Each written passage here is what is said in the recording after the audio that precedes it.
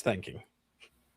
Death is the one story every life shares, but the conversations around it rarely happen. Welcome to the show that opens the doors to the funeral profession. The people, the stories, and the truths most never hear. This is As the Hearse Turns. Hello. And it is Thursday. Yay. And exciting news. We had our state board inspection this morning, and within an hour, we were embalming in our new prep room. Were you really? Yep. And, we know that there's going to be little hiccups here and there. So our first embalming, I said, Addie, give me feedback. She said, I love the space, love the tables, but, there's just some things that we need to tweak with our sinks, but they're easy fixes. But Okay. the space is what we are loving right now, and just very exciting. Passed with flying colors, and we are officially Wagner Elfenberg Funeral Home at 3070 Cape Horn Road. How does it feel to say it? It feels amazing, and I feel like I'm going to cry right now.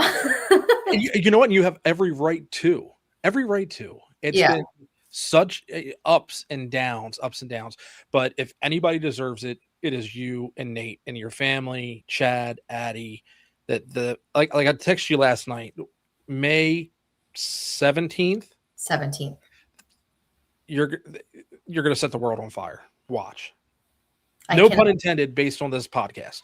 I cannot wait for the public to see this building. It's going to be beautiful. Well, it already is beautiful. Thank you. It's going to be the detail, the thought, and just the meticulousness that you guys have gone through. Mm-hmm. I mean, you can see it. Yeah, it's been a journey, but we're here, and I think we're just kind of like, all right, just a couple more things we need to do. But yeah, I mean, we are operating out of that funeral home. That's so cool. That is so awesome. Yeah. So now everybody knows this. Let's go. Start calling. Well, I don't want anybody to pass away, but if you do pass away, call us. Yep. If you need us, we're here. Mm-hmm. We've been here, but now we're ready. We're ready to. But you're home. Take it to the next level. Yes, exactly. You're home. Yeah. It's ours. We own it. We own everything. The building. We're not retiring anytime soon. We're there for it. Oh, man. Yeah. So this is exciting. I just finished the Noble podcast.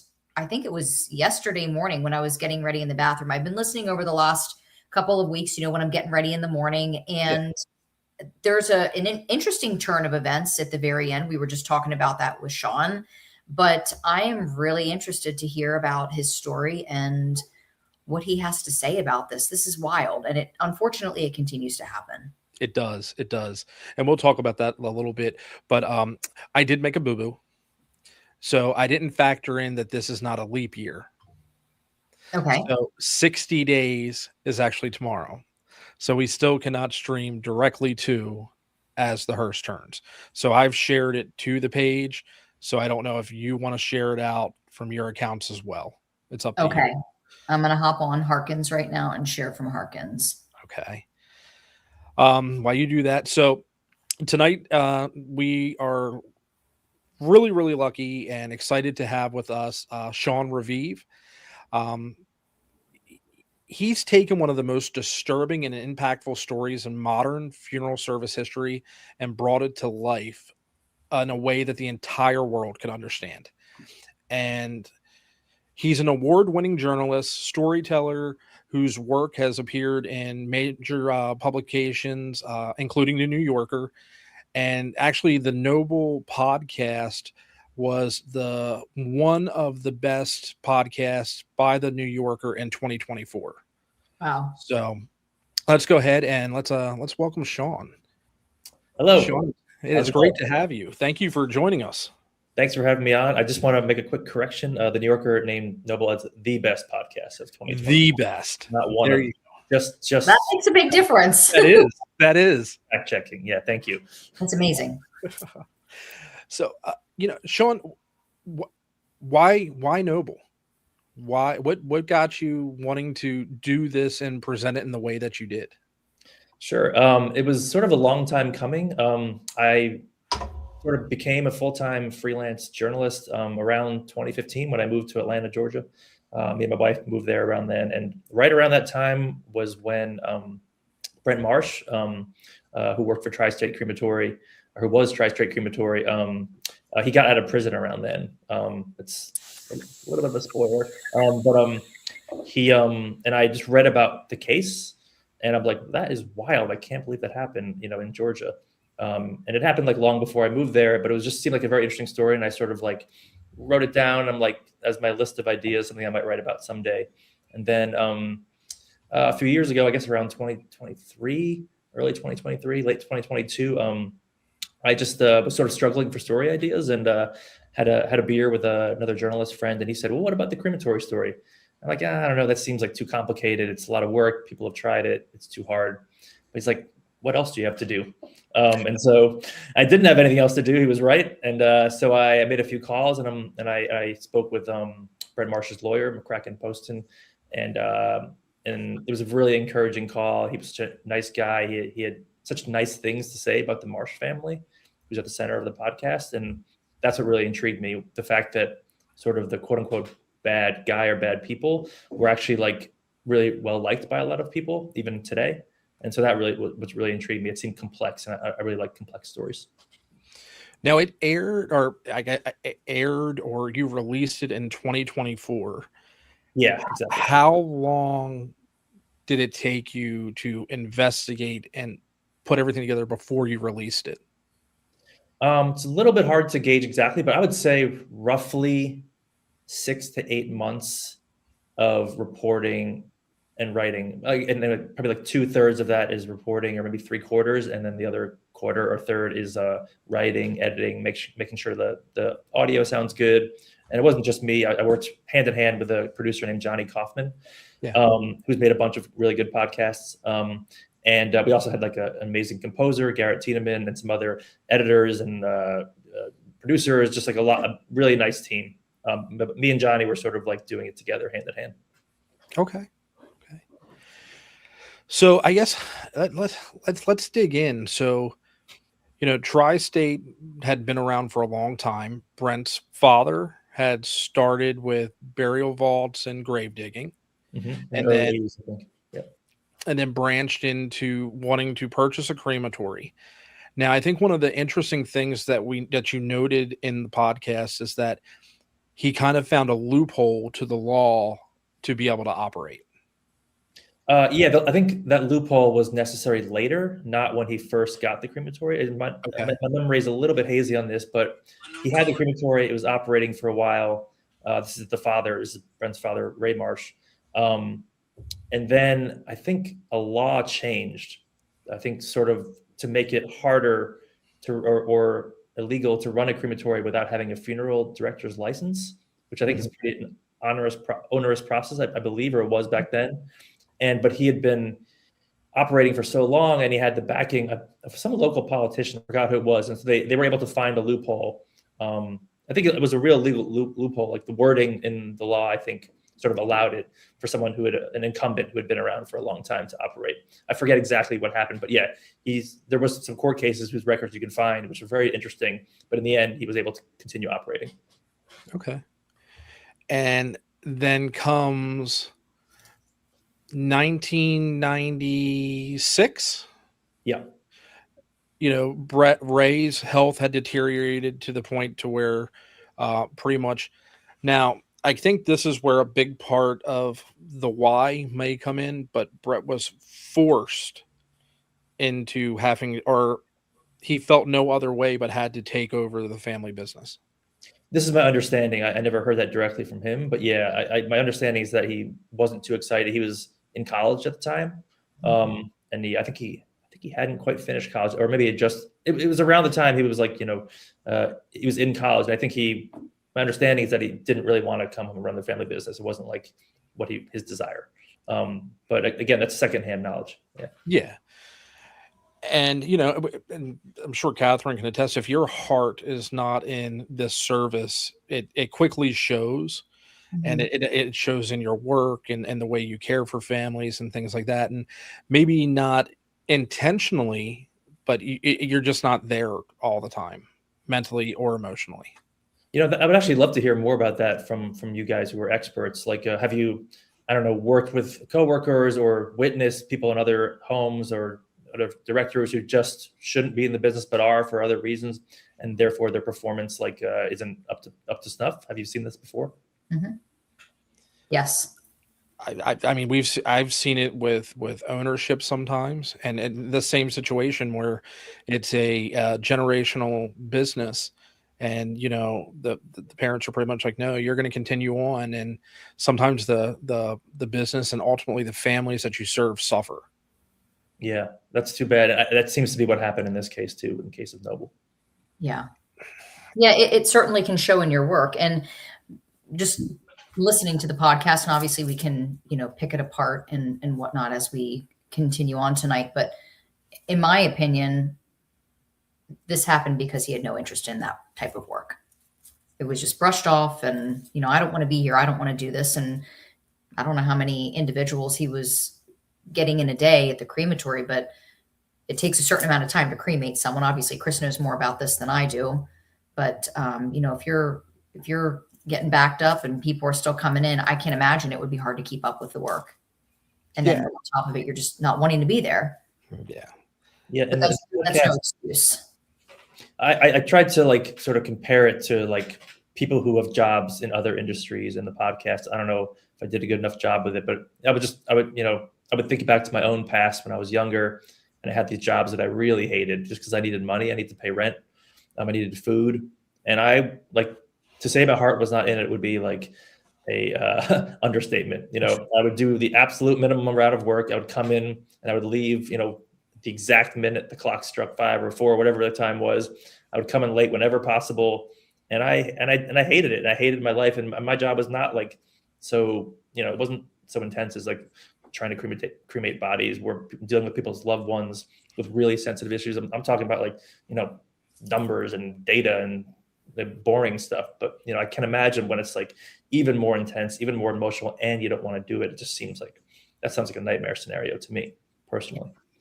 And it is. And, like Catherine alluded to, about knowing a little bit about cremation more so is just the fact that, prior to coming on board with Catherine, I ran and managed a very high volume crematory similar to the same business model that the Marshes held. Mm-hmm. We were a licensed funeral establishment and could take care of our own families, but our firm actually took care of 41 outside funeral homes for their cremations. Wow. And we would, one of our best years was 5,000 calls a year is that we handled. And in order to do that, you are running 24 hours a day, 7 days a week. There's no downtime. There's 3 shifts, and that was with 2 retorts, 2 machines. Wow. So to, try and factor in not knowing truly what the volume was that Tri-State was taking in, because one of the things that was a red flag is that Brett was going and picking up all these decedents, and no one was ever delivering the decedents to the crematory or picking up the cremated remains from the crematory. So it's where is he? How is he making more than 24 hours in a day?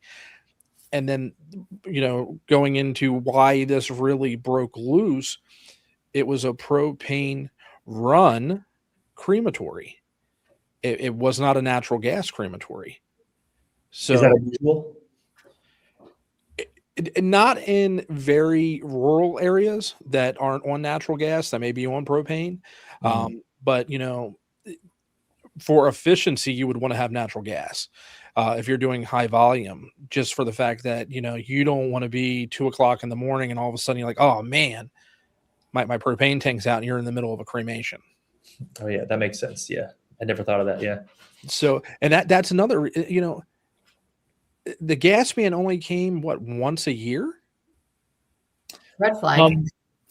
This specific one, I know he came in 2000 and then he came again in late 2001, but it could be that a different delivery person had come in between. So I'm not really sure. Yeah. But the question, so then and not knowing, and I don't know if you would even know the answer. It's if you're not running the crematory, then the gas man shouldn't come back out and if he came back out, he should top you off. The bill should be zero because you haven't used any propane unless it was used to run outbuildings or things like that. But normally that tank would just be solely earmarked for the machine. You wouldn't be running anything else off that machine. Yeah, if I remember correctly, there were bodies that were cremated, I think maybe even correctly, throughout this period. So it wasn't like he wasn't using it. And but I think, I can't remember the exact numbers, but there were a number of bodies that were never found and that they believe were actually cremated. So the machine worked like sort of well enough for part of those years where Brent was running Tri-State. Okay.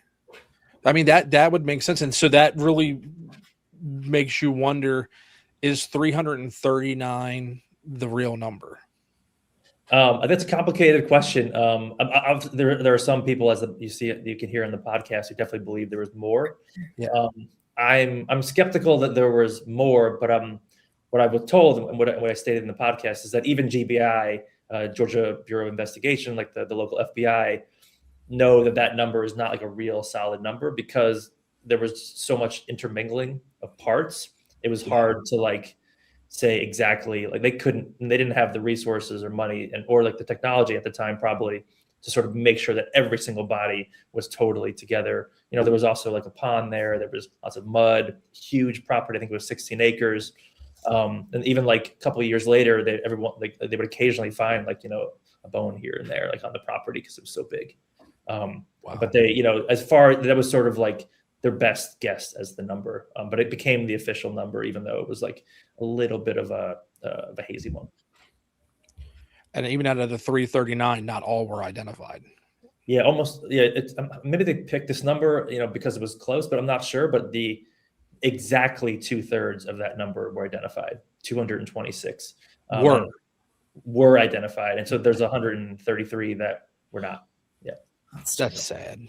Yeah, and there's actually two separate burial areas in this really beautiful cemetery nearby. I think it's in Tennessee, right over the Tennessee border. It's this gorgeous cemetery with these hills, and there's a burial spot for the 133, and they're all sort of in this one plot with a beautiful memorial marker.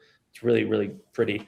And then there's a what do you call it? A tomb, not a tomb that has tomb, the right word? What do you call a thing that has multiple bodies in it? Like a mausoleum, a niche, a columbarium. Yeah, there's a mausoleum on the same property, a few hundred feet away, and it has a couple openings or sort of shelves or drawers that are closed. They're locked, and those contain body parts that people had dropped off with the authorities to get identified to see if they were real ashes or not or whatnot. Ashes, but then they never picked them up, and they didn't know what to do with them, and so they just put them in this mausoleum, and they're just sort of there indefinitely. So this might be a goofy question. I think I might know the answer, but I just want to confirm. When you say, there's people that are in the mausoleum and that are buried in the cemetery, obviously those are skeletal remains. They never cremated these people. They just buried what was located on the property. I'm assuming they would in case they had to go back and do any sort of investigation. I believe so. Yeah. My understanding is that the ones the body parts that they did not identify and they were sure were sort of body parts of humans, they're buried in the same plot, but they're all marked in case they ever need to go back and find them. But okay. they don't have names because there's no names associated. Yeah. There are people who would never, maybe no one ever claimed them, or maybe their relatives had passed away or moved away or something. Wow. Yeah, it's a big mystery actually, because it was such a big news story. You'd think everybody would have heard of it, but maybe some people just weren't interested, or they didn't have any loved ones or something. It's kind of hard to say. Well, it's amazing. This was only in 2002. And yeah. Even today, the amount of folks that don't know about this. Yeah. And, even in the industry that don't know about this. I think what is it? We were talking about it when we had Breland on, And that was the first time you heard about it. And that's when we actually started talking about, you got to listen to this podcast. Yeah, spread the word, please. Yes. Yeah. We've been pushing it out there and telling followers to check it out. But yeah, it's Excellent. interesting. So I guess it's a good segue into figuring out now, very few funeral homes. Like you said, you had a gentleman come down that owned a crematory out of Nashville. You actually, I think, went and toured his facility because I went to Nashville. Yeah. And there was actually no evidence that any of the funeral homes involved knew about the deception. Yeah, there was no conclusive evidence that I recall. There were, I'm trying to think, there was a couple moments that happened, now I can't remember, the police sort of, interviewed all these, funeral home owners and directors who worked with the Marshes. And I think there was like one or two who had like come to the property a couple times, maybe to drop off a body or something. But my understanding, they didn't find any evidence that any of them knew about it. But at the same time, from what I gather, like, I think they probably knew there was something a little bit shady. I mean, I don't want to accuse anybody of anything falsely, but like, he was so inexpensive considering that he was doing the drop off and pickups. And apparently that was unusual for the amount that he was charging at the time. And maybe you can comment more on this, but this was a long time ago, but what he was charging was quite low. And he was still what he was charging? Man, I think it was about, don't quote me on this, the podcast says it, but I think it might have been $250 all in for drop off, pickup, and cremation. Does that sound about Back in 2002? That's not unheard of.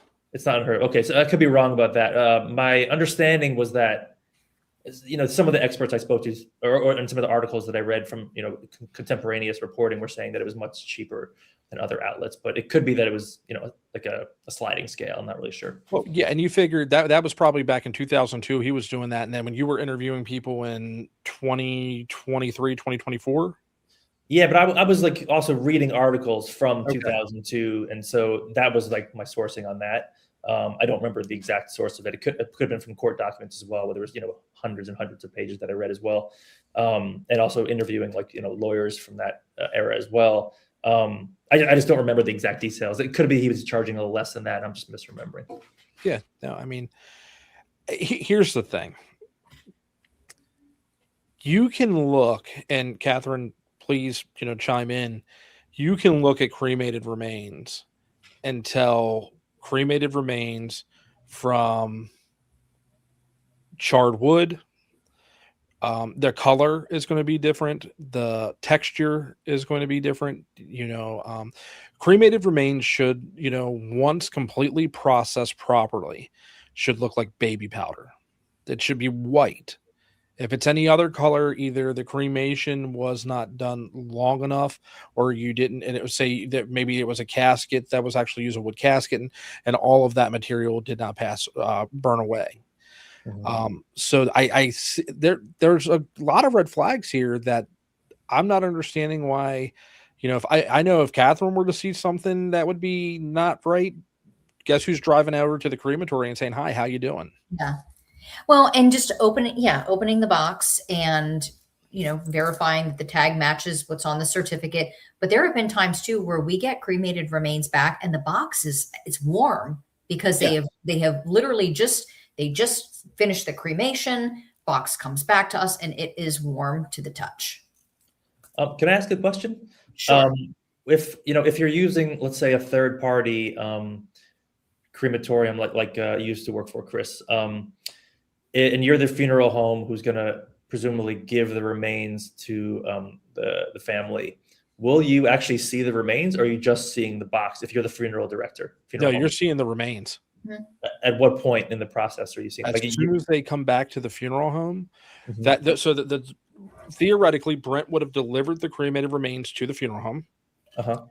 Had Brent delivered cremated remains to me or Catherine, mm-hmm. cremated remains would come back to us. We would have to sign his paperwork that we were taking chain of custody of the remains, at which point we open the temporary urn, which is normally a black vinyl box, Mhm. and the cremated remains are inside of a plastic bag that is normally twist tied or zip tied shut with a metal disc attached to it. Okay. That metal disc is either a 5, 6 digit number, and that correlates to the number that's on the cremation certificate. So that's how I know the cremated remains in that bag are Chris Boggs. Because that number, when I checked him into the crematory, he was assigned that disc number, and that went with him every step of the process, even into the machine. So are you purposefully, you, the funeral home director or employee, is part of that process, sort of looking at the bag, presumably you can see through the plastic bag, Yeah. and like inspecting it just to make sure it is what it's supposed to be? Or is it As just soon as you open up, you can see it. Yeah. There's normally maybe somebody will put batting cotton or something over top to just make it a gentler. You take that out, and you can see the cremated remains. It's a best way I can explain it would be like a Ziploc bag, but a more heavy duty plastic, Catherine. Yes. Yeah, And- I've seen them before. I'm just Yeah. curious what the process is like of looking at them, and I guess like will you see some of the sort of larger pieces of bone that haven't become like sort of dust size yet? Like are they noticeable through the bag? Yeah. Nowadays, What'd you say? I said nowadays with the processors that are available, Right. it's not common to Oh. have large piece of bone fragment. But Well- I don't know. From the podcast, from what I understand, processing, they believe he was using a wood chipper. It's a little bit debatable, but that's what they think. Yeah, actually the guy from Nashville had also sort of been brought in as a consultant back in 2002. That's why I reached out to him, and he looked at the wood chipper and he found what he thought. What he with his expertise was dust remains. It doesn't mean like he necessarily, if that was the case and he was right, it doesn't mean that Brent was necessarily using that every time. Maybe it was like a one-time thing or something like that. I don't really know, but it's certainly possible that was the case, which is pretty astonishing, even though it probably functions not all that different from like the processor or giant blender that you guys use. But it just seems weirdly inappropriate, obviously at the very least. Right. Yeah, absolutely. Interesting. Yes, or I don't know. It was sometime this week. I had a family in our local area bring cremated remains into me from another funeral home. Mm-hmm. And that funeral home has their own crematory. And just the consistency of the ashes or cremated remains was totally different than what I see from our crematory. Now I have, it's a reputable, family-owned crematory, but it was just the cremated remains. They were, the one set was maybe about a year old. And I want to say they were a bit of a darker color, Chris. And the most recent set was a lighter color, but definitely not as fine as the cremated remains that we get back from Evans. Yeah. I mean, Different equipment. Yeah. Different equipment. It could be a different processor, again, and different operators. So, the machines nowadays, and this is nowhere, because I use, Matthew's Super Power Pack. Now, the Power Pack I use is going to be much different than probably the model that was being used at Tri-State, because Tri-State also used a Power Pack. I found the instruction manual. My memory is a little bit hazy on this, but I found the instruction manual somewhere within like court documents or somewhere, and it was fascinating to just see like how it worked and sort of the temperatures it would reach, and it was great like for like writing the podcast, because it was like all like the instructions for how to use it was like right there as a guidance. It was really, really cool. But then when you see like the pictures of like, the actual furnace before they they knocked it down, it was just in really, really bad shape. I mean, the repair, the maintenance on those machines, and especially if you're doing, back then that would have been a high volume for him, that he probably would have needed to do yearly maintenance and rebricking of that chamber. because they're nowadays you can go a while, but it's come a long way since 2022. That's for sure. When you're running 24/7 like you've been in the past, how often do you have to? I guess it probably maybe depends where the brick is, but how often are you re-bricking? Like Once a year, Once a year, okay. Even and when your you're machine is down for a week. okay. Hey, Chris. Yeah. Someone is on our feed on Wagner, Elfner, and Berg, and it's Dawn. And Dawn wants to know, what is a power pack? So it's a cremation machine. It's a retort. That is the model name of it's by the manufacturer Matthews Funeral Solutions. That's the cremation machine. That's the model. Matthews Super Power Pack is what we'd used. So different manufacturers have different model names, just like a car. Best way to explain it. The name of it makes it sound like a Ghostbusters pack, like something you put up your back. I'm using my super power pack to kill ghosts. How much does one of those cost new? Do you have any idea? Nowadays, Catherine, when you and Nate looked at a crematory, were you 180, 190? I mean, all in, it was around 250,000 for everything. But that's before permitting yeah. and things like that. Yeah, I don't know, Chris. Okay. Yeah, I know. You're about $180,000-$190,000. That's just the retort. That's not like with the building and. Oh wow! That's way more than I thought. Wow.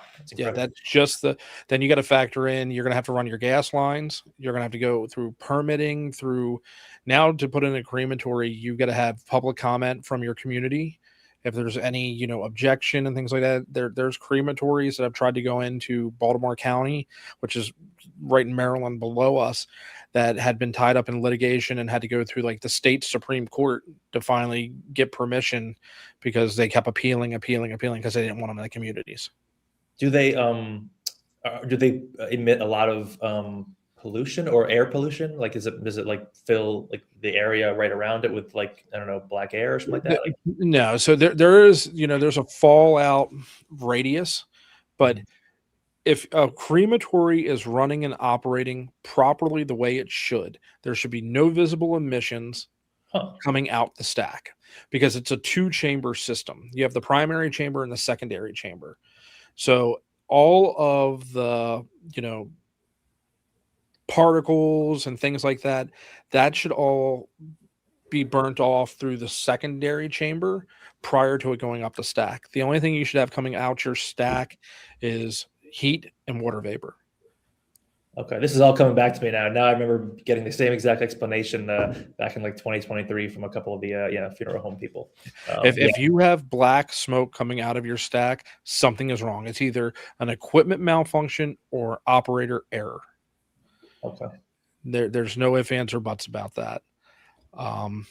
We've received some questions, Chris, about smell. If you're standing outside of a crematory, someone said it smells like brisket. No. Okay. No.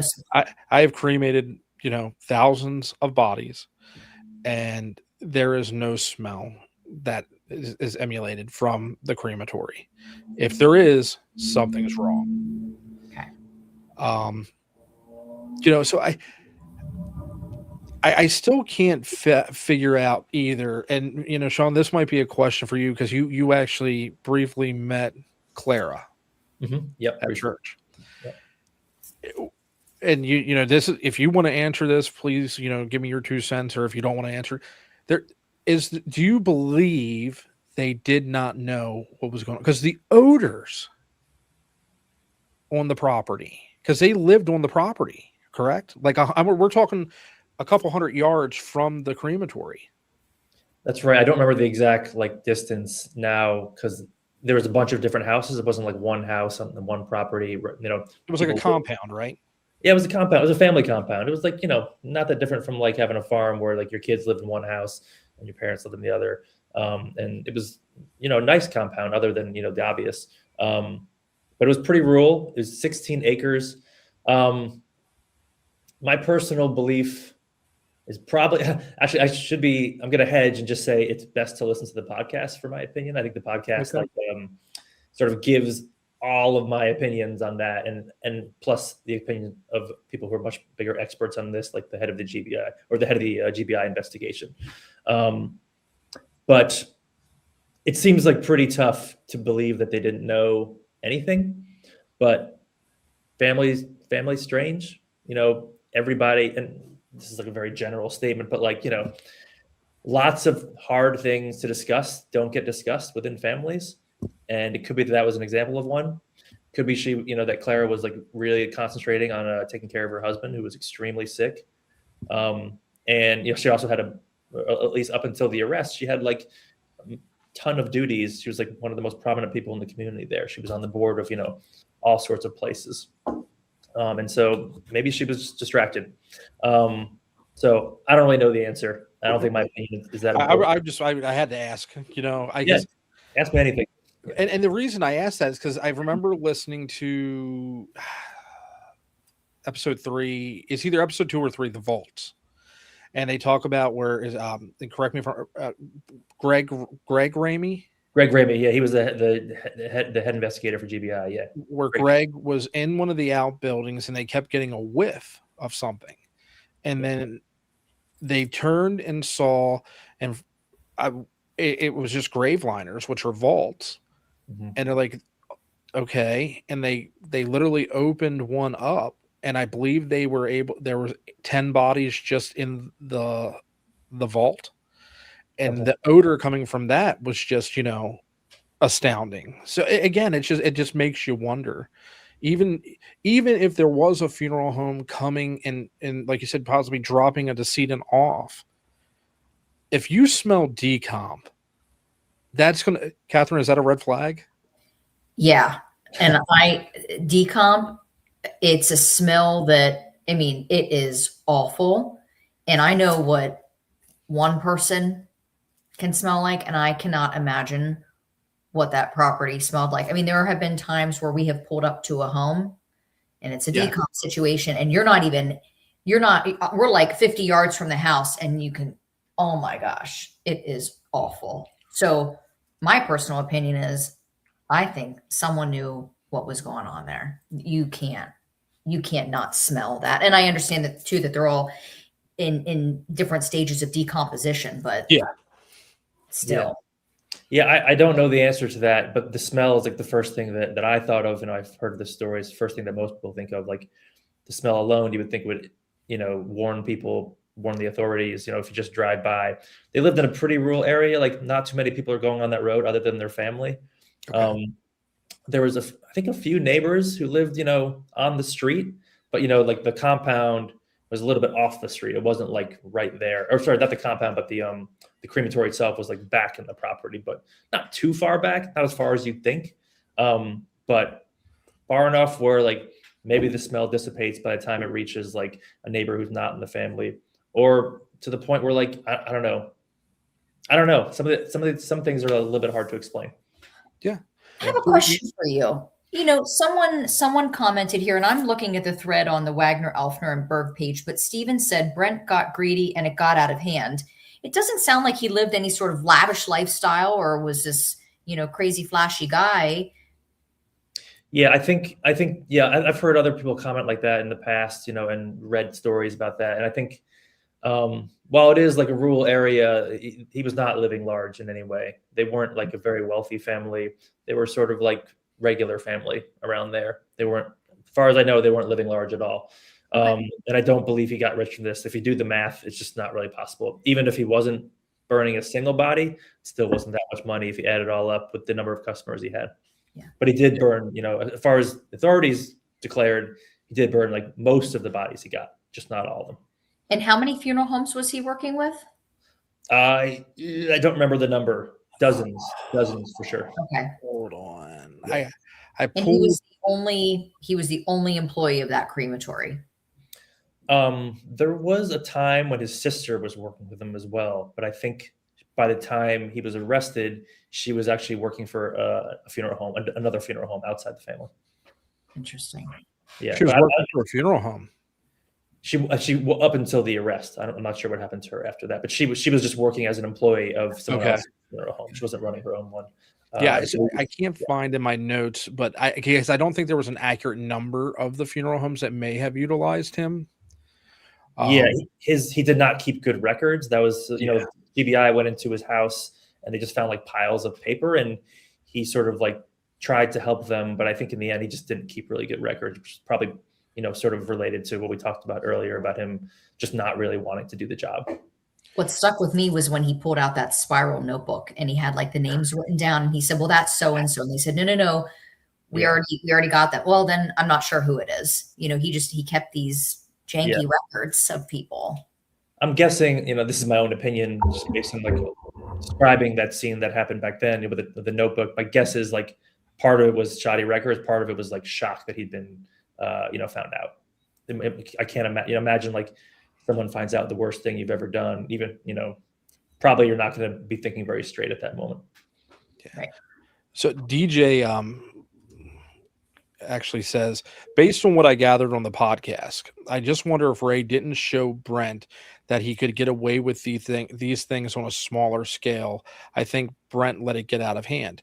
Now, only remains that were discovered were from when Brent took over. There were no remains prior to Brent taking over that were not discovered. So there's no inclination to say Ray was not cremating bodies, correct? As far as I know, there's no evidence of that whatsoever. They looked into it for sure. They found a couple bodies that were from before. I can't remember if it was a couple or just one. There was a small number of bodies from before Brent's period in charge, but it turned out they had just died earlier, but then were brought to be cremated later. And so they were actually like bodies that, person who had died, let's say like in the early 90s, but then they decided to dig them up from their grave and get them cremated. There was one specific that I remember, one very specific one. And that was sort of initially thought, oh man, Ray was doing it too. But then they realized, they talked to the family, and it turns out they'd just been not excavated. What's the word when you exhumed? Exhumed. Sorry, thank you. They've been exhumed. And so then they did a really good job of count. If you actually look at the numbers, in 96 there's like a few. In 97 the number goes up a little, and then it goes up and up and up. It's like you could put it on a chart and it would look very, very mathematical. And so that also indicates, that it started in 96 because the number was so low, and then they just kept on growing and growing and growing. Okay. Yeah, I mean, as a funeral director, there's just so many. There's so many issues. There are so many issues here, that I can't believe this wasn't discovered sooner, and I really can't believe that. And this might be local small town sheriff that when Gerald went out the first time and reported this. Mm-hmm. That it was just dismissed and he's just backlogged and nothing. And it took now it was Gerald's aunt who contacted the EPA. Yep. And fabricated a story about walking the dog and seeing the skull by running water to prompt actually someone to get out to the property. Yeah. It's a little bit more complicated than that, but it was his aunt. It was his Aunt Faye. I remember that name because the name was so great. Aunt Faye contacted the EPA. I think it was a couple times, and she eventually got on the phone. I believe she got on the phone with Robin Hedden, who was an investigator there. I can't remember if she got on the phone with him or if he just got sort of like a written message from someone else. But for whatever reason, he just took it very seriously. I interviewed him for the podcast. He was just like a very, very, just very by the book guy. Like if someone reports something and it sounds plausible, he wants to check it out. And he went out there. I think it was a pretty long drive for him to get out there with his another member of his team, and they found a skull. That was sort of like the beginning of the like real official investigation. Even though the sheriff had been notified a couple times, but I think I spoke to the sheriff too. Seemed like a great guy. I think he took a lot of flack for not discovering it earlier. Yeah, but really I think he says this almost directly in the podcast. Like, who could have guessed? Who could have guessed like something like that? The much more likely scenario is that maybe like some body part accidentally fell and that's why someone found that, or I don't know, there's 100 other explanations you would guess before guessing what actually happened. that, that hundreds of bodies were purposefully not cremated. It's just so extreme. You can't expect a sheriff who actually knows this family personally to believe that that's, to even, guess that could happen, in my opinion. I don't think the sheriff really deserved a lot of blame. Maybe like he did something a little bit wrong. Maybe he should have investigated a little bit harder. But, then you talk to Gerald Cook, the gas man, and you're like, he seems like a guy, who's reliable. If he says something, it's probably true. And so it's I don't know, it's kind of, I'm not sure how to weigh that when everyone seems like a pretty reasonable person when you're talking to all of them, Did they have refrigeration at the crematory? Can you say that again? Did they have refrigeration? This is saying no. I would think it would be very hard pressed then. Yeah, I'm thinking about them saying that he was backlogged. Like that's an excuse to just put someone outside up against the building. I don't think that's what the sheriff thought. I don't remember him saying that. Okay. As far as I can remember. That's probably something that came later. Okay. Yeah. I mean, part of this unfortunate circumstance is what caused a lot of now rules, statutes, and regulations for cremation. Yeah, I think some laws changed based on this. We ended up not putting that in the podcast. I think because we just we already sort of had enough story in there, and I'm not sure if it was like there were some like national law or federal laws changed, but I actually don't remember like exactly what they were. Maybe you would know better than me. Yeah, so every state is governed independently by its own, whether it be so like for Catherine and I, we're overseen by the State Board of Funeral Directors for the state of Pennsylvania. Mm-hmm. I also hold license in Maryland, so there's a State Board of Funeral Directors and morticians for Maryland. Crematories are regulated both by the Board of Funeral Directors and Office of Cemetery Oversight, depending on what the ownership of the crematory is. So, I mean, from what I gathered from the digging and research that I've done is that this actually even changed because I think they had a hard time trying to figure out what law Brett actually broke. Yeah, they did. They had a real tough time at first because there were no like very specific laws about, mistreating a human body, which is sort of understandable because it probably doesn't happen that often. And it's like a little bit of a fuzzy area of law because what is a human body? Like, is it a person or is it an object? Does it belong to someone? And it was actually really fascinating going over the sort of like, I guess like philosophical like questions behind that, like for reporting that and researching the podcast. I don't know how much we ended up putting in the podcast for that, but I read a lot about that and it was really fascinating topic. How do you guys, as professionals, what do you guys think of a human body as? Is it an object to you? Is it a person? I'm really curious what you guys think. Maybe you have different perspectives from each other, but I'm curious to hear what you think. It's still a person. Yeah. Yeah. No. I never refer to a decedent as a body. It's, Mrs. Smith or Mr. Jones or, your loved one. I don't like the term. And I know that these are the terms that the general public uses, and I don't get upset with people when they use them, but they're not for me. Body, corpse, stuff like that. Yeah. I mean, at one point it was someone's mother. It was someone's father, sister, brother. It was a person with thoughts, feelings, emotions, and they deserve to be treated with respect.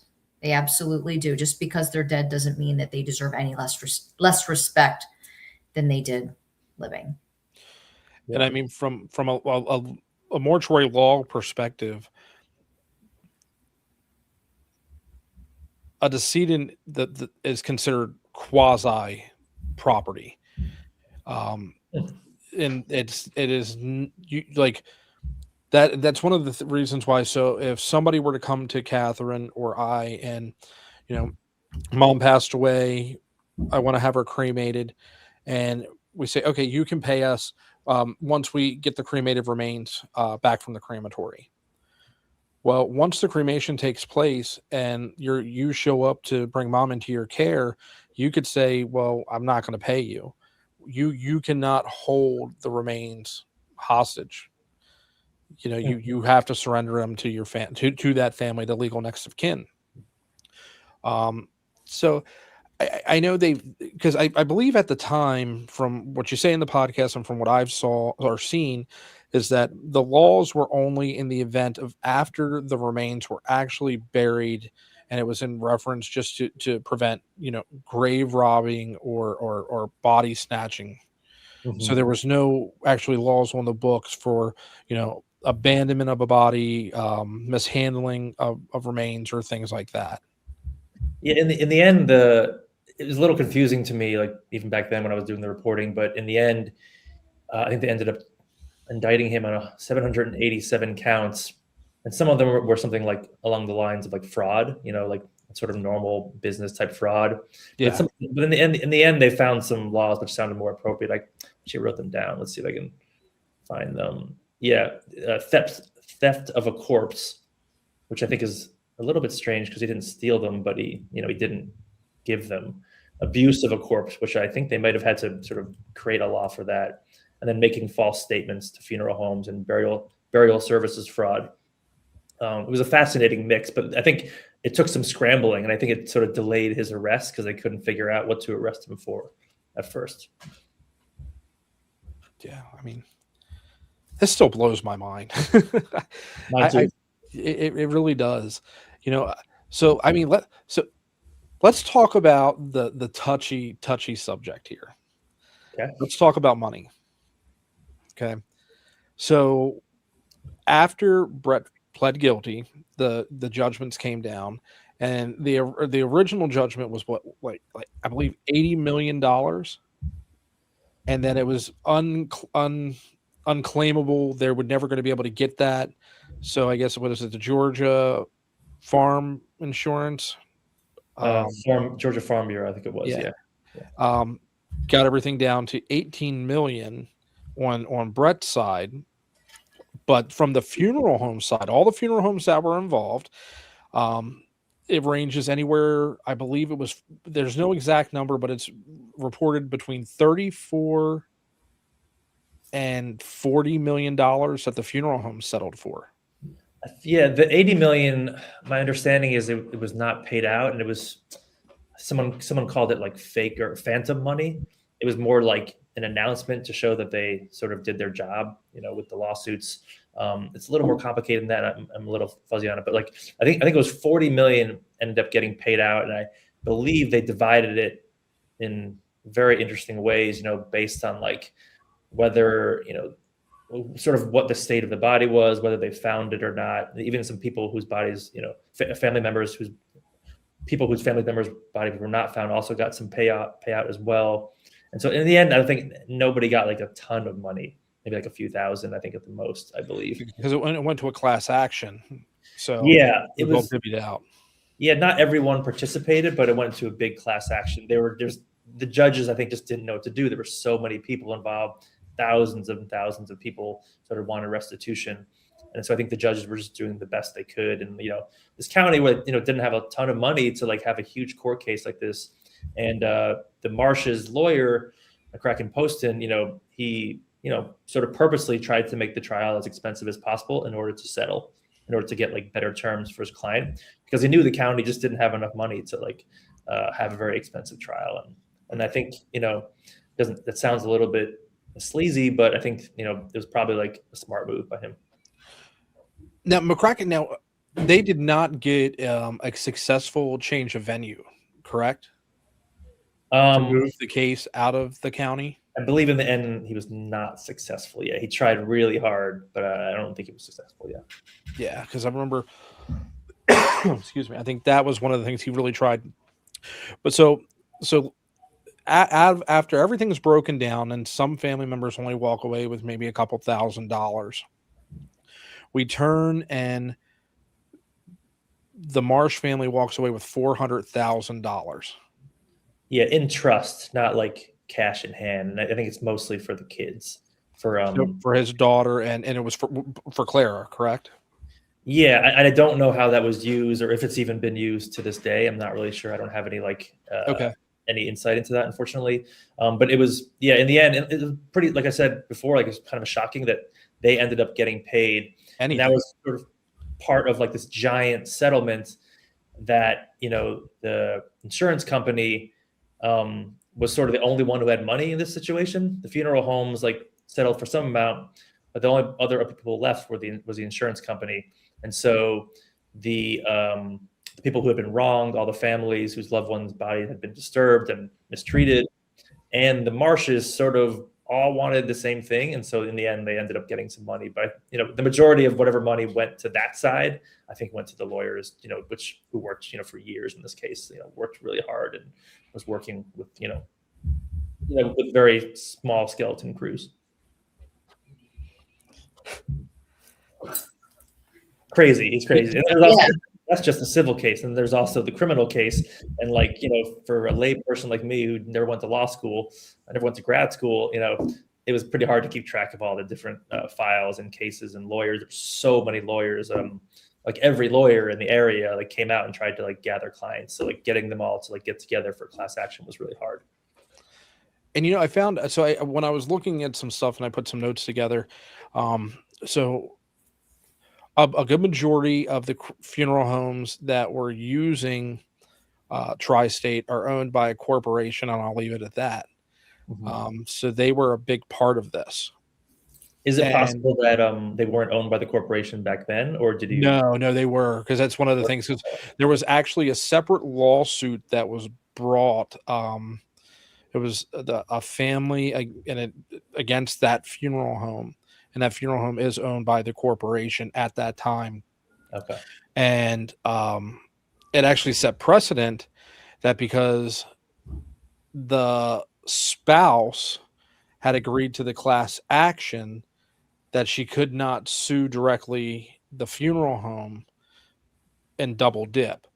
So it was very interesting when I read that case. So I'll email it to you so you can see that. Yeah, chances are I've already seen it, but I probably just forgot at this point. Yeah, so it was Robert Crawford Sr. was the decedent versus that funeral home is still owned by a corporate funeral home. And a majority of the funeral homes that Brett serviced were owned by the corporation. Yeah, I remember that name, Robert Crawford. Now, I believe we spoke to his lawyer separately, but ended up not. I think we ended up not using him for the podcast just for time reasons. Yeah, it was just Tennessee Court of Appeals filed in 2007. Its opinion is useful because it explains standing fights and clarifies that under Tennessee law, certain non-next of kin plaintiffs could not pursue those claims if a closer legal next of kin has survived and already filed a claim. Yeah, I'm sure there was tons and tons of like family issues. I mean, besides the trauma of just like knowing what happened to your relative when they didn't get cremated properly or buried properly, and besides that, then there's like money gets involved. I can't imagine like how emotional it must get, and it's got to be tough. But there was a lot of family breakups because of that. I wouldn't be surprised.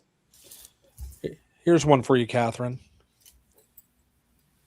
Yes.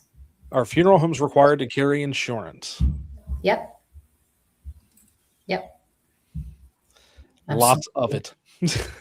Are there like specific kinds of insurance that you need to carry, like that, like a regular business might not need to carry? Chris, you want to answer that? So we carry E&O, errors and omission insurance. We carry malpractice insurance. We also, liability. If you name a policy, the funeral home has it because it covers pretty much. There's so much that the funeral home's involved with. It's just so wide sweeping. And every year those premiums go up because of stuff like this. and I'm serious. Every year.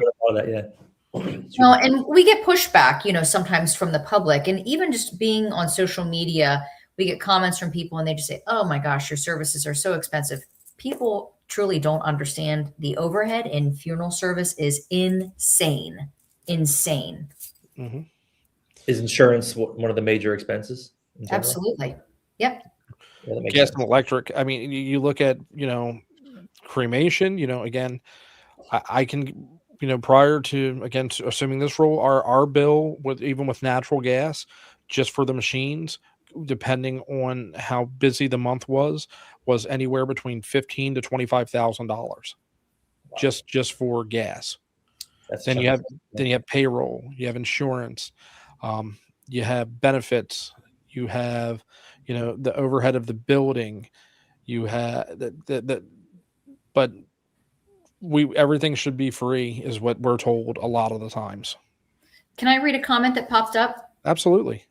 James says, my grandmother died and was cremated back in 1980 or 1981, and I was like 7 years old. Tri-State was a possible location she was taken to back then from Birmingham area. When the story broke, I was freaking out.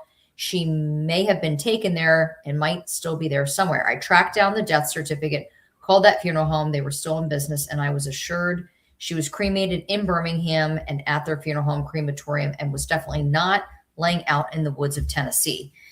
If you are wondering where your loved one was cremated, look at the place of disposition on the death certificate. We might be the funeral home that is providing the cremation services to your family, but the location of disposition on our death certificates is going to say Evans Cremation Services. Their address and everything. And then if you look at the actual cremation certificate, the date of cremation will be listed there. Some have time of cremation. So all the information is readily available right there. And make sure your disc numbers match. Yes. So, I mean,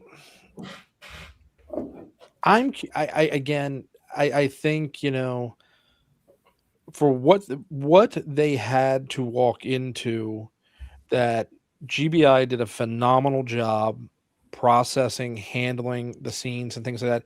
But I'd like to talk about Sheila Manis, yeah.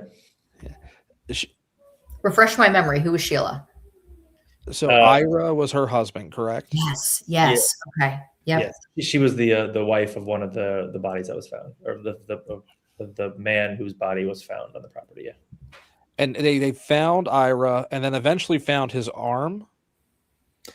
Yeah, they found most of him at first, and then I believe there was a missing forearm, I think. Yeah.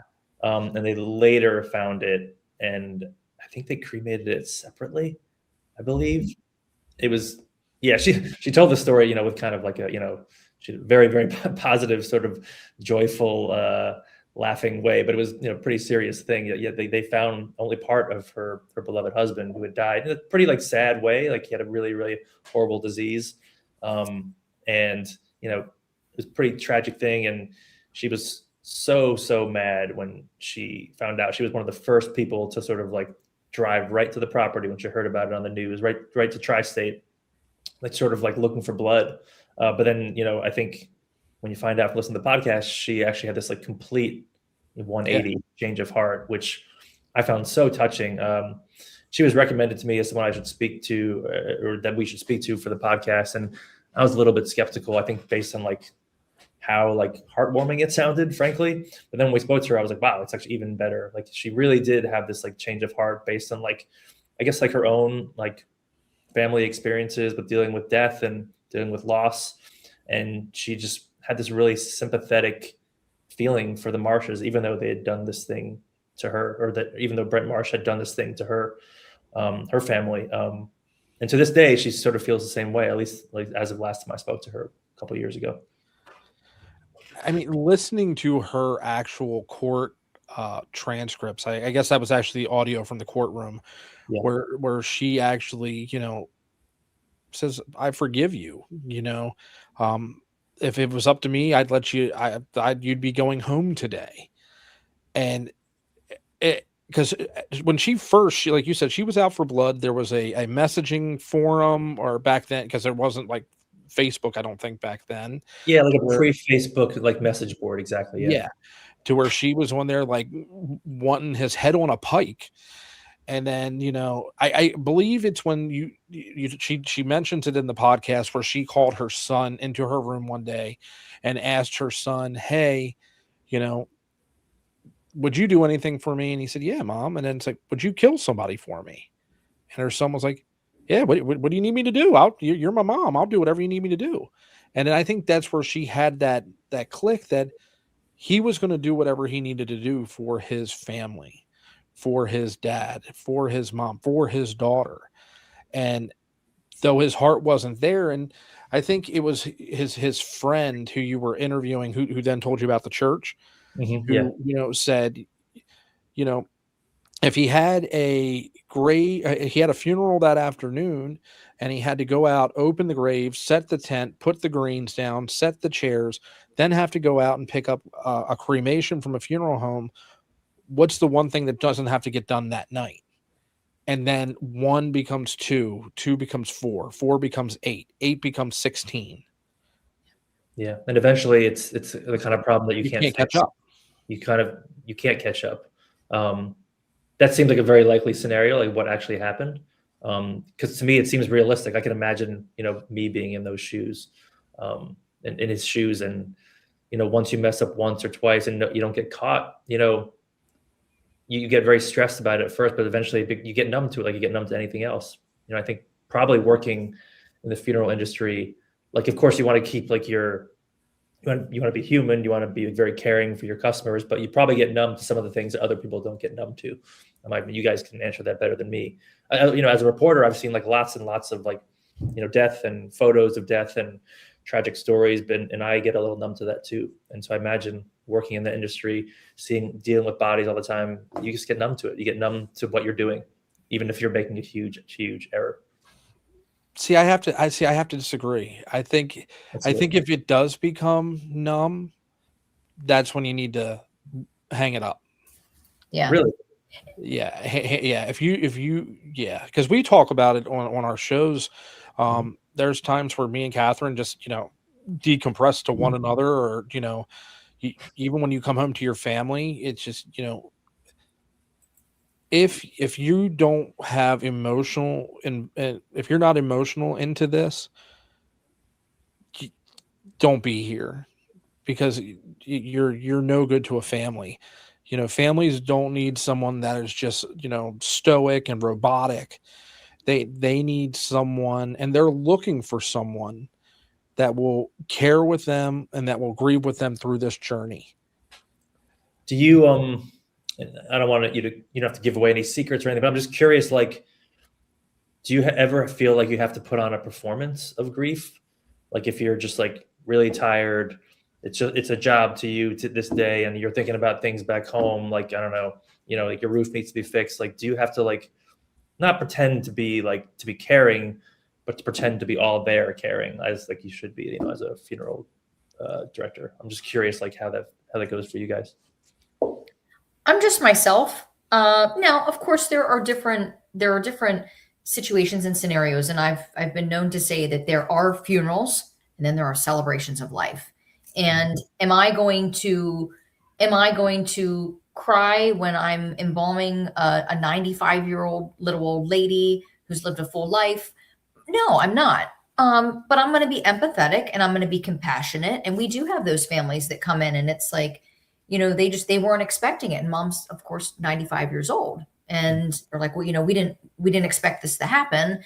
And they're sad. And then there's other families that come in and they're like, well, that she lived a great life, and, we're going to have a celebration and this and that. And I kind of just, read the room and gauge how they're feeling. But I don't feel like I ever have to fake emotions. If anything, there are times where I have to, I feel like I need to contain my emotions a little bit. There's definitely been situations I've been in where, specifically graveside services for babies, and the entire family's crying and I'm crying there with them, like, do you have a tissue? And, at the end of the service, they're giving me a hug because I think they see that I'm not just this object, this funeral director. I'm a real person with real feelings. There was a call I went out on a couple weeks ago, and I cried on my way to the call, and I cried on my way back with the person in the car, and it affected me for a good solid week after that. But no, I don't feel like I ever have to fake my emotions. Yeah. Well, I'm going to hire you if I ever need a funeral director, because that makes me feel really good about it. Yeah. That was a question I had for you, Sean. Now, Mhm. I know you talked in the podcast about because Sheila's husband had Huntington's disease, Yeah, and Huntington, which is and, a and horrific you disease. Yeah. and then you opened up a little bit there about recently, or I don't remember when, but your mom and you losing your dad to Parkinson's. Yeah, Parkinson's is different from Huntington's. Right. It's still really bad. It's not as bad as Huntington's in terms of like how quick it happens, but it's yeah it but his funeral, I don't know if you were going to ask this, but Catherine was just saying, when my dad died, it was a blessing because he was suffering really, really badly. He Yeah. needed to go. He needed to go for sure. And his funeral, while of course we cried, I'm sure a lot, but it was a really joyous occasion because we knew he was like free of his pain. Yeah. And he was the most important person in my life who had died, and still is to this day. But I don't think of his funeral as a sad occasion. It was a really happy day. Everybody was really like joyous, and there was a lot of people there, even though this was like not quite peak COVID, but it was close to peak COVID when he died. And it was like maybe a year after COVID started, or 6 months, something like that. I can't remember exactly when. But a lot of people were there, and we were just like, yeah, we were celebrating him. It was a really special day in a good way. How has your? I'm sorry. Go ahead, Catherine. I guess what I wanted to say when I was talking about the emotions, I meet families where they are. Yeah, Well, I think that's meet them where they are and read the room. That's a skill. I mean, that's probably like kind of similar to like someone who's really good at I don't know, like hosting a radio show or something like that. You have to sort of like meet the people where you have to be. Although of course it's much more personal and emotional though. Yeah. Sorry. So Nicole commented, most funeral directors I know are very emotional people. We have to be professional at all times. That's why it seems we're numb or hard, but it's great that you're breaking down the stigma and having real conversations about the industry. And I mean, I think that might be a portion of it, because though inside we may be torn apart, at the situation or the case or whatnot that we're working with or working on, that we are still the professional that is looked to, and we maintain composure and things like that. But once it's all said and done, and I know sometimes I'll get back in the hearse as soon as I shut the door, and it's just, you feel like a balloon is just deflated, and you're exhausted, and you give that giant sigh, and then you can actually feel again, and it does get to you. And there are outlets, there are National Funeral Directors Association, there are psychiatrists and things like that you can call, you can talk to, there are people there for you. But I think that's where it's so important in our profession to have friends, because my wife knows what I do, she supports me, but unless you actually do the work, I don't think you truly understand. So to be able to have somebody like Catherine or like Chad or Addie that we can go sit and talk to and vent to or release, whatever the word would be, that's crucial in our profession. It really is. Yeah. That's so interesting. Now that you say that, I'm remembering a part from the podcast where I interviewed these two DMORT employees who also worked at funeral homes, and one of them says exactly that. He said, like, these two guys became such good friends working in all these like sort of disaster areas with lots of bodies. And he said something like, we would decompress together at the end of the night, because like, even when you go back home, like even our family doesn't really understand what we've seen, what we've been going through. And so like, it's good to like talk to like a peer who's done the same thing, and they worked on the 9/11 in New York, and they worked in the Noble scene, sort of like helping to like, identify bodies and whatnot and separate them. And that's really tragic, because you're looking at family members behind you as you're working on it. That's a really emotional thing. And hopping from one national tragedy to another, it's got to be really tough. But then, but also like the everyday of being a funeral director, like you guys must be like really, really emotional. But I'm glad you're able to remain emotional human beings while doing so. So I think it'd probably be pretty obvious after a while that if you were just like completely faking it or something like that. You know, we had a service within, I don't know, last couple of, I'll say the last year, and we have a funeral director. His name's Chad, and Chad's been licensed for 25 years. And if there's anything that just tears you apart as a funeral director, assuming you have a heart and you have feelings, it's watching a child say goodbye to a parent and closing that casket. And I'm getting emotional thinking about it. And I'll never forget, we were in a room with a mom and a child, and Chad was there with the family, and I was there with him. And I was looking at Chad. I don't think he saw me looking at him, but as the casket was being closed and this child was saying goodbye to their parent, he got tears in his eyes. And I thought, here he is. He's been doing this for 25 years and he still gets emotional, and that's okay. But like Chris said, the second you stop feeling and getting emotional, that's when it's time to get out. That's when things like this happen.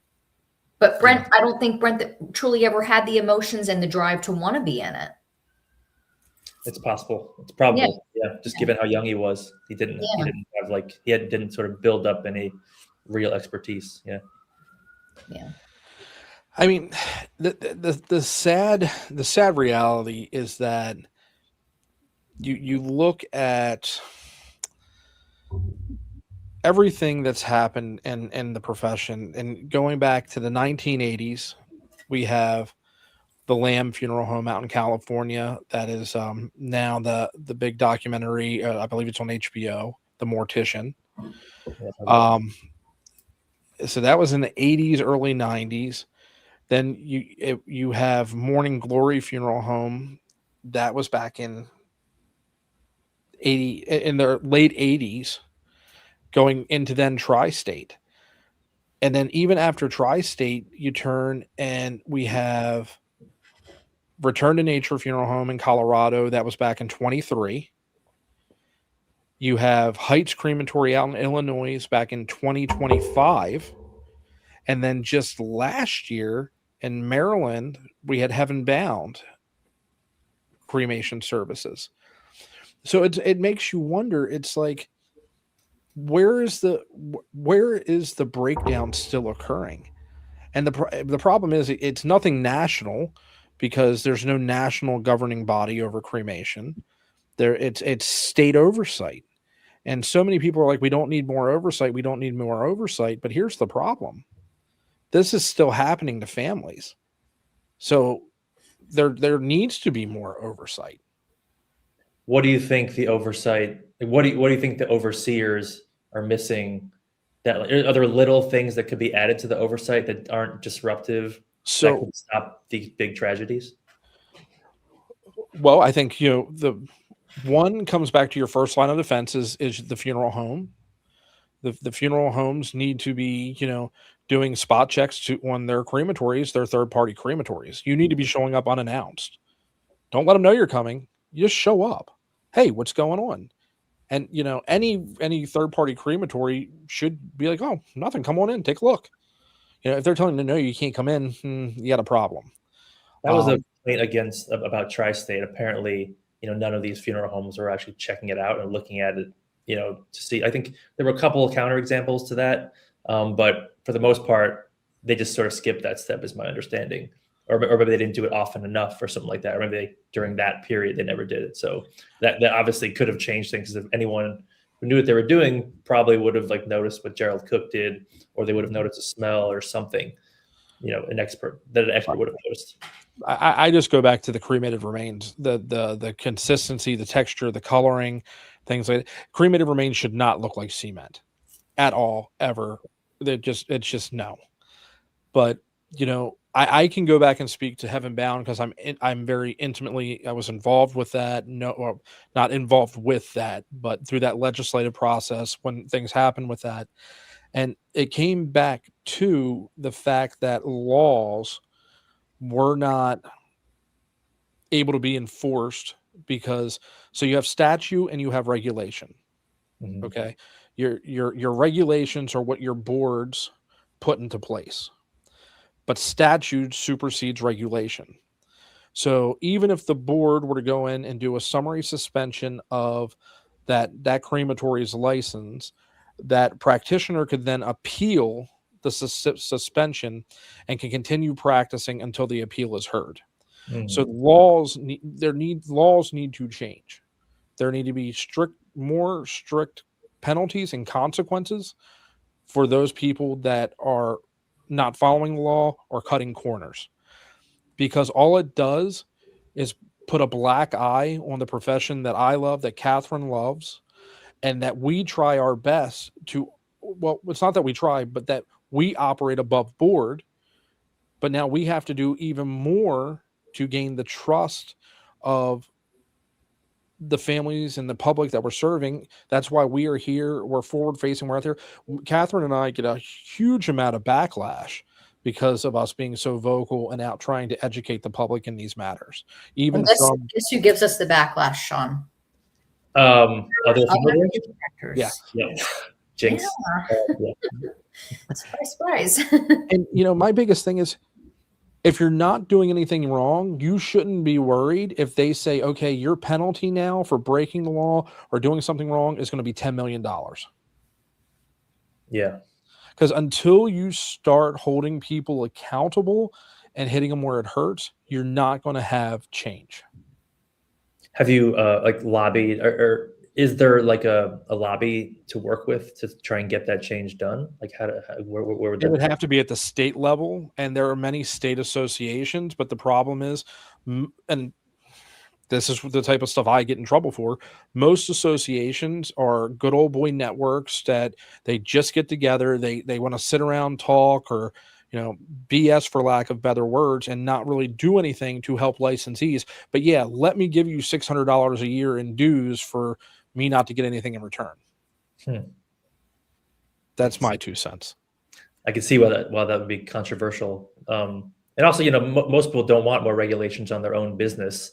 But if it makes for a better business, it doesn't cost you much, hopefully you can get it done.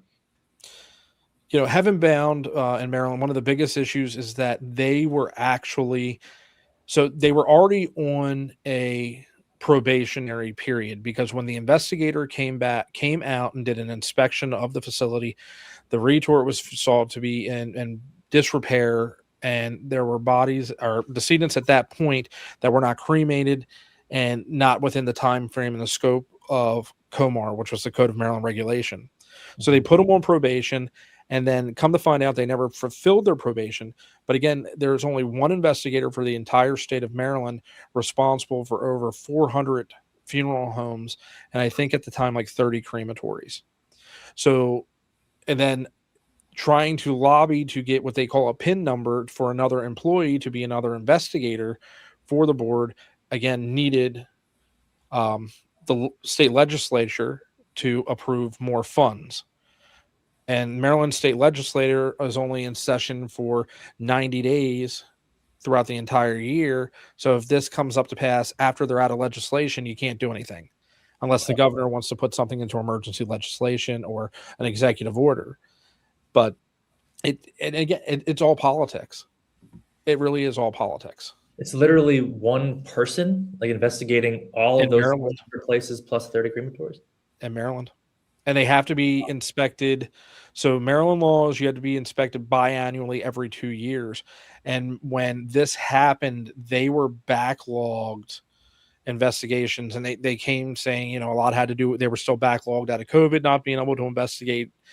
There was always some reason in order for the investigator to have made this, he would have had so much money in overtime, but he wasn't allowed to have the overtime. Those types of excuses. Yeah. Seems like the only way to fix that is just have more investigators. It seems like an impossible job otherwise. At least because how many do we have in Pennsylvania, Catherine? State board investigators like Tim. Oh gosh, I don't know. That's a good question. Yeah, and look how big the Commonwealth of Pennsylvania is. And we are subject to. I should know this. He stops in once a year, but we're subject annual. to. Yeah, but I think I don't know if they can come in before the 9-month mark. Right? Without reasoning. without Yeah. reason or complaint. Yeah. Yep. So like he was in today to inspect us for our new location, and he said, "See you again in a year." Hmm. Okay. Well, if they're coming once a year, that's better than not coming every 2 years. Yeah. Because Tri-State was never inspected, from what I understand, by any oversight. I think that's true. I don't want to say for sure. My memory could be fuzzy on that. Yeah. Certainly not during those 5 years. That's for sure. And it's just those are the only way these things are going to change. And the other thing is by us doing shows like this, educating the public on when you get your loved one back, this is what you should have a cremation certificate. You should have a interment permit. Look for the matching disc numbers and things like that to educate the public, because most people don't know. To know what type of consistency the cremated remains should be. Yeah, that was surprising to me, because I'm just a regular person. I never knew about it. When I spoke with, I think the first person who told me that was Greg Ramey, the GBI investigator, who also didn't know this. He learned this, while taking on this case. And he described, which was recorded for the podcast, how like it's not like a puff of smoke like in The Big Lebowski or something like that. It's like the cremains are very, very different than you imagine. But he learned that while investigating, and I learned that while reporting. But the most people don't know that unless you listen to Noble. And there's just so much. And again, it's trying to really, really educate the public to know what's going on, what to look for, to be, educated consumers, that, that there are bad apples out there. There really are. And, to lump all of us in with one, because I'll tell you, when the Heaven Bound thing broke, I'll never forget the amount of phone calls at the funeral home. How do I know this is my loved one? And having to walk and explain that to them and things like that. Yeah, I heard that line many times from reading about the case, from interviewing people. It makes everyone skeptical because it gives you a reason to be skeptical. Absolutely. Reason. I feel like after reporting the podcast that I became more skeptical of the whole industry and business, which I'd never, really been directly involved in. My mother took care of all the stuff with my dad.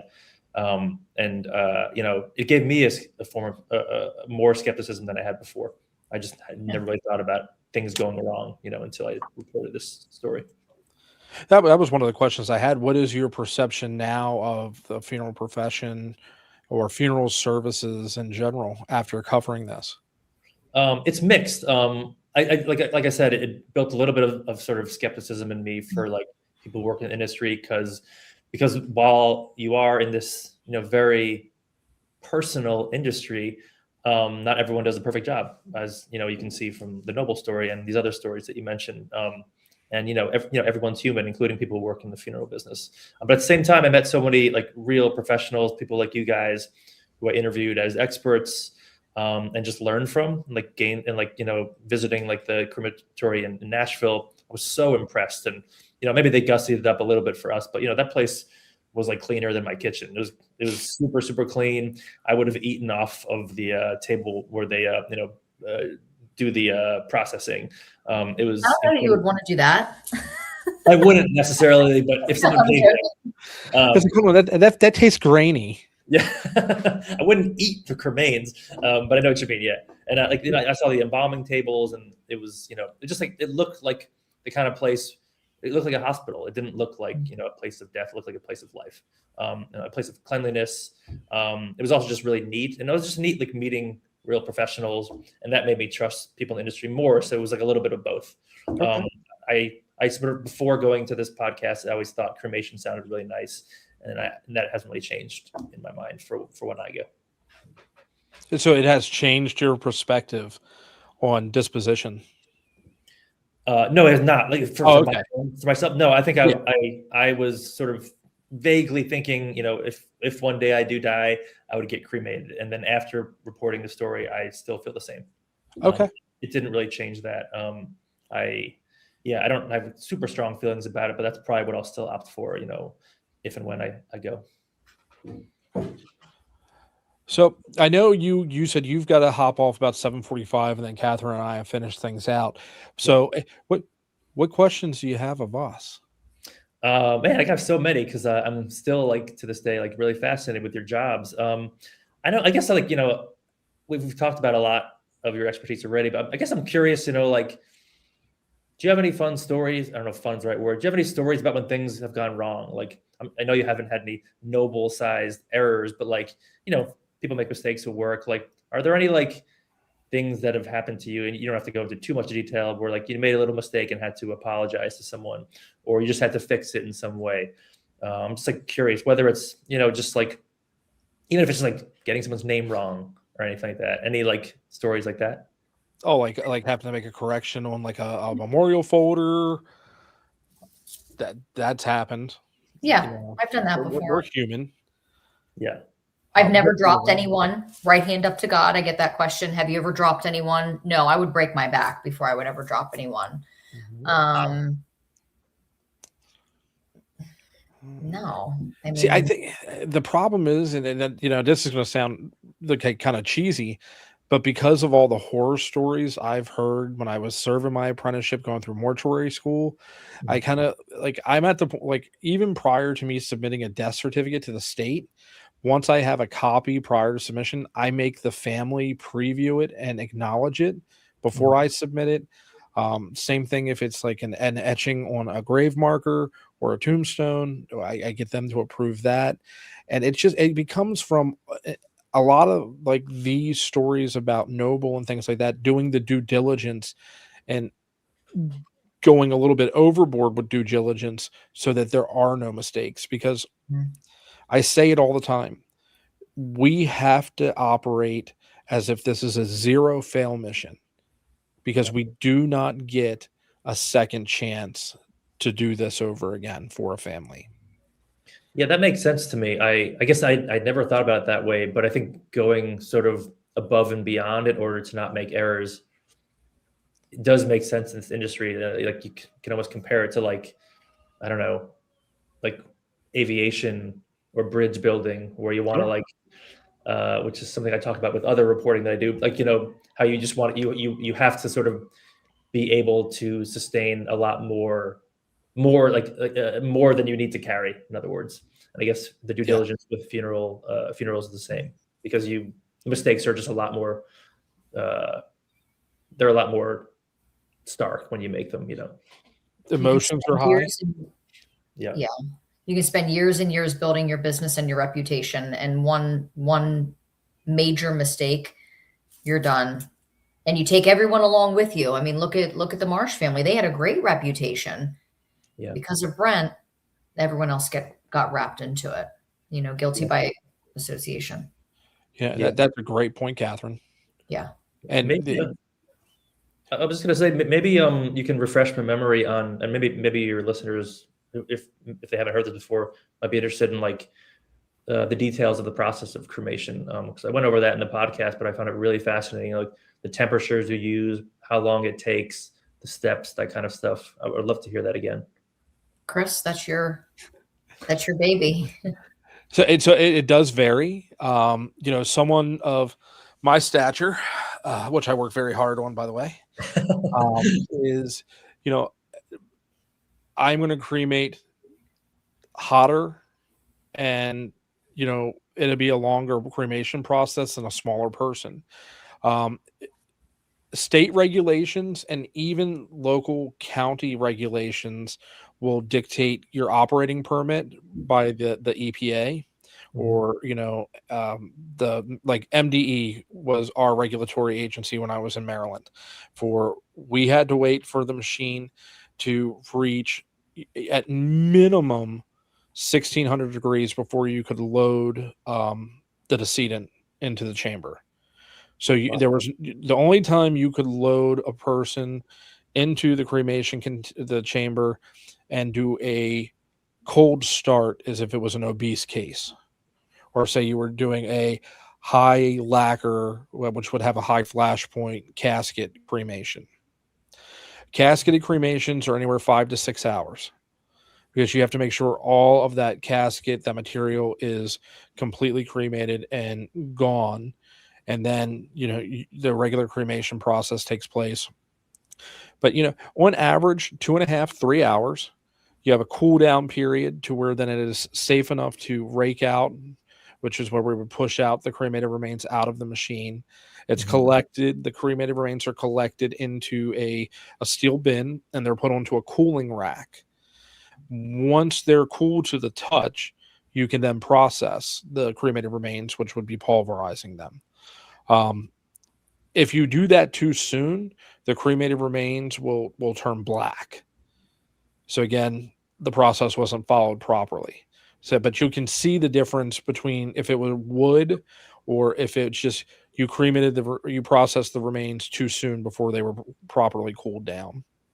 When you're doing the raking process, are you sort of pulling them out the same place where the body entered, or is there a special, like, I don't know? So our machine, so there are different machines. They're made differently. So there are different designs of machines. But the machines, our power pack was we could load through the front, and then there was another door in the rear, and that's where our chute was. Where so you could literally just push out, and we did that on purpose, choosing that design for the fact that the volume we were doing, so we wouldn't have the strain on the backs, the arms, and the necks of the operators. So it's always everything is moving forward in the process. Okay. Oh, here's another question. I found this really fascinating, so maybe your listeners would too, or those who are not, in the biz. When I visited another funeral home that had a crematory, the person who ran it showed me like it was kind of like a bucket of artificial parts that, like, every once in a while, someone's got like a fake eye or a fake arm or something like that. Hip implant. Yeah. And is there like a standard way of keeping those and collecting them? I imagine you recycle them or something at some point. They have to go through medical recycling. Okay. But what we do is you will then, once the cremated remains are cool to the touch, there's your processing station. The cremated remains are emptied. You brush out the steel container. There should be no residual residue. That sits down. And then what you're going to do is you're going to take a magnet and sift through the cremated remains. So anything metallic gets drawn out. Now, there are some things that you do have to go in with like a hemostat or tweezers to remove the plastic buttons from hospital gowns. Sometimes I don't understand how, but they survive the cremation process. Wow. And that has to be removed. And then as everything's funneled into the processor, your processor, the best way for layman's, is think of a giant blender. Mm-hmm. What about electronics, like a pacemaker? Does that have to be removed before cremation? Who does that? Licensed funeral directors. Can I ask how that happens? Catherine? Feel around for it. Usually you can see it protruding out. I mean, you can see it. Feel around for it and make a small, maybe 2-inch incision, Chris. Yeah. Pull it out, cut the wires, and throw it in the trash. Apparently you can donate them to veterinary clinics. Yes. For like dogs? Yes. For dogs that need pacemakers. You can donate them. They can use them. The family has to get permission for it, obviously. But I thought that was pretty neat. That is. And it goes into medical waste, not the trash. Okay, I said trash, medical waste. And every now and then you might be embalming and you hear this beeping sound and you're like, what the heck is that? Oh, it was that pacemaker from 2 days ago that's going off in the hazardous waste. Wow. Or if it's someone that has been embalmed and it's a viewing, and you don't have the medical device to deactivate it, and then it starts beeping from the casket during the viewing. Oh, I've never had that. Yeah, it happens. Whoa. Yes. Because it's the alarm saying, hey, I can't restart the heart. I can't restart the heart. Something's wrong. That's what the beeping's for. Oh, man. So you mentioned before that some people get the casket burned. Is that just like up to them, whether they some people just opt for that because they think their loved one would want that? They would want to sort of be surrounded by something before the burning. Is that why? Yeah. I mean, it's family preference. There's no legal requirement that you have to buy a casket for a cremation. Federal Trade Commission, we cannot force you to buy a casket because you're choosing cremation. Some families will choose a cremation casket because otherwise it's an alternative container, which is a fancy word for a big cardboard box. Oh, so either way, the person is going to be in some sort of container. They're not just, it's never just being laid directly in the furnace. There's always going to be a box of some sort around them. Correct.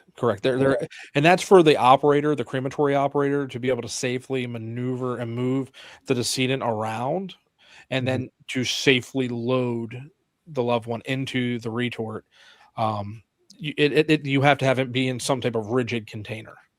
That makes sense. Yeah. What, I can't remember the height of the retorts that I saw. I don't think they're very high, but like, do you use some sort of like gurney, like an EMT gurney to sort of lift them up to the right height and then roll them in? How does that work? So most time it's an hydraulic steel lift that has rollers built into it, and then depending on the machine has to be cool enough, and then you would put cardboard rollers inside of the retort. So as you're on the loader, and then you push the person in, they roll in on the cardboard rollers. Like a toilet paper roll, but but it's going to be a little bit more thicker and a little bit more stronger. And then that also keeps the decedent elevated above the chamber floor to allow oxygen underneath during the cremation process. Oh, brilliant. Okay. That's really smart. Time, temperature, turbulence are the three main factors of cremation. You need the time, you have to have the proper temperature. And again, that's why when folks ask, and I just put something out earlier this week about it, is you do not get 100% of your loved one back. It's not possible. I put that in the podcast too. It was a shocking but obvious thing that I never would have thought of until someone told me that. Yeah, that was fascinating. If you ever see inside of a crematory and you see the refractory, it's brick. Over time, there's a crack, there's a crevice, things like that. So there is a unintentional possibility of commingling that can occur also during the process inside the retort. Commingling should never occur outside of that machine. I think I could be misremembering this, so you can correct me if so, but I believe that one of the experts I spoke with said that there's some sort of mandate, I think in the law, maybe specific to Georgia or Tennessee, where you have to have a certain percentage of the cremains like go in the urn. It was something like 99 or something like that. Does that ring a bell, or am I making all that up? I've never heard of that. No, I know you get about 200 cubic inches of cremated remains back. I'm probably just making that up then. It might be a false memory. So before you got to run, let's talk about episode number 8. Okay. And you and Johnny, Johnny actually went and met Brett, and you had the opportunity to meet his acquaintance at his church where he is. I don't know if he still is, but was the pastor. Yeah, it's been a couple of years, so I'm not sure if he still is. But yeah, we didn't get a go ahead, but we sort of got an impression that it would be okay to show up someday on a Sunday just for a regular service. And we went really early. We drove from Atlanta, which a couple hours. I can't remember if we slept there that night in a hotel or if we drove straight from Atlanta, but we went there very early. It's a very small church, mostly their family who attend, and we knew that in advance. And didn't know if he'd be there. Like, who knows if he was on vacation or something, but we went there. We introduced ourselves and we told them we're the guys making this podcast because they knew we were making this. And would it be all right if we came in? And we sort of had our recording equipment with us, and Brent, shook our hands, said hi, introduced himself. I think he's probably a little surprised because we didn't have any warning we were coming or anything, but he was super nice, super respectful. And he said, yes, we'd love to have you. Just please leave the equipment outside and don't record anything at all. And so we left the recorder in our car, and we went to, there was like a pre-service thing where people were just reading together and discussing things from the Bible. It was really nice. And we just sort of listened, and then we went to the service, sat through the whole thing, met a bunch of people in there. I'm sure most of them were family. We didn't know who everyone was. We didn't meet everyone. And it was wonderful. They were super welcoming, and it was a really nice, positive way to finish this story we've been working on for a really long time. Like I was saying, like I mentioned before, I think that was the last piece of reporting we did, was going to that church. And I'm so glad we did, because I feel like probably it certainly made them more human to us, and we knew so much about them. We knew so much about them, so we knew there were these like very complex, complicated people, the Marshes, but we had a fairly positive impression of them, despite everything that happened. And it was so nice to just see the humanity in them in person. And they had, there was kids running around, young people around. Everyone was like just really nice and happy, and hopefully, like, even though they probably didn't want us doing this story, hopefully like it made us look a little bit human to them as well, and not just like sort of like faceless media, who are just out there to like make them look bad. And I don't think we did make them look bad in the podcast.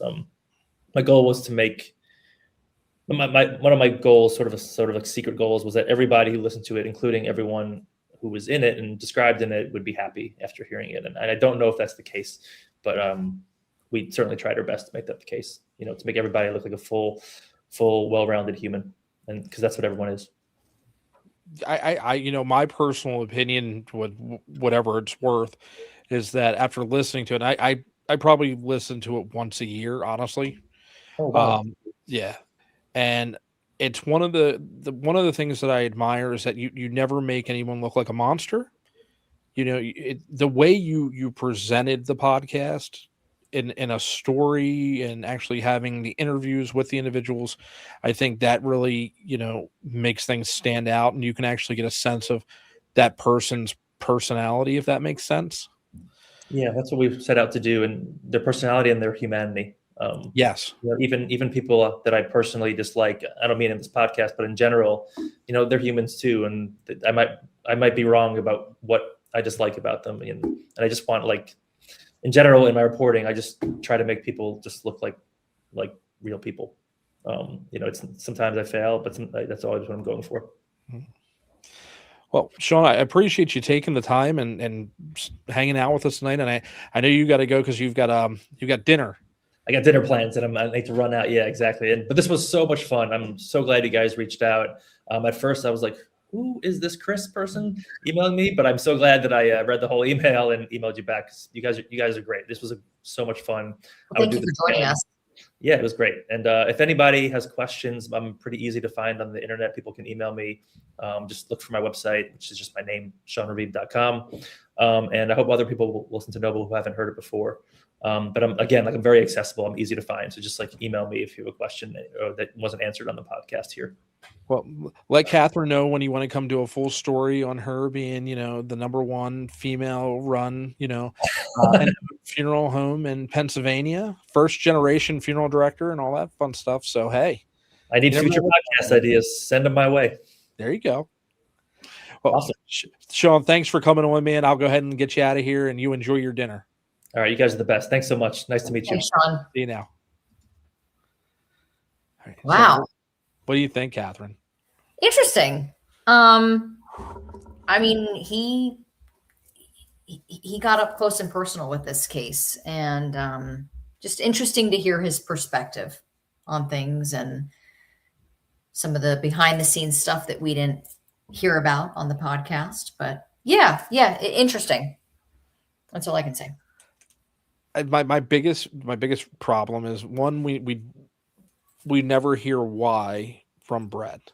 Right. Like, why? We know. You know what I mean? Or we can assume that we know. Mm-hmm. But I think how did the funeral homes not know? How can you not, you know what I mean? That just things don't make sense. Right. That doesn't add up. Hopefully it's one of those things that, now folks know what to look for. And again, I think that's why, NFDA training, you have, ICCFA, you have CANA, you have all these organizations that train and have resources and stuff like that. Yes, absolutely.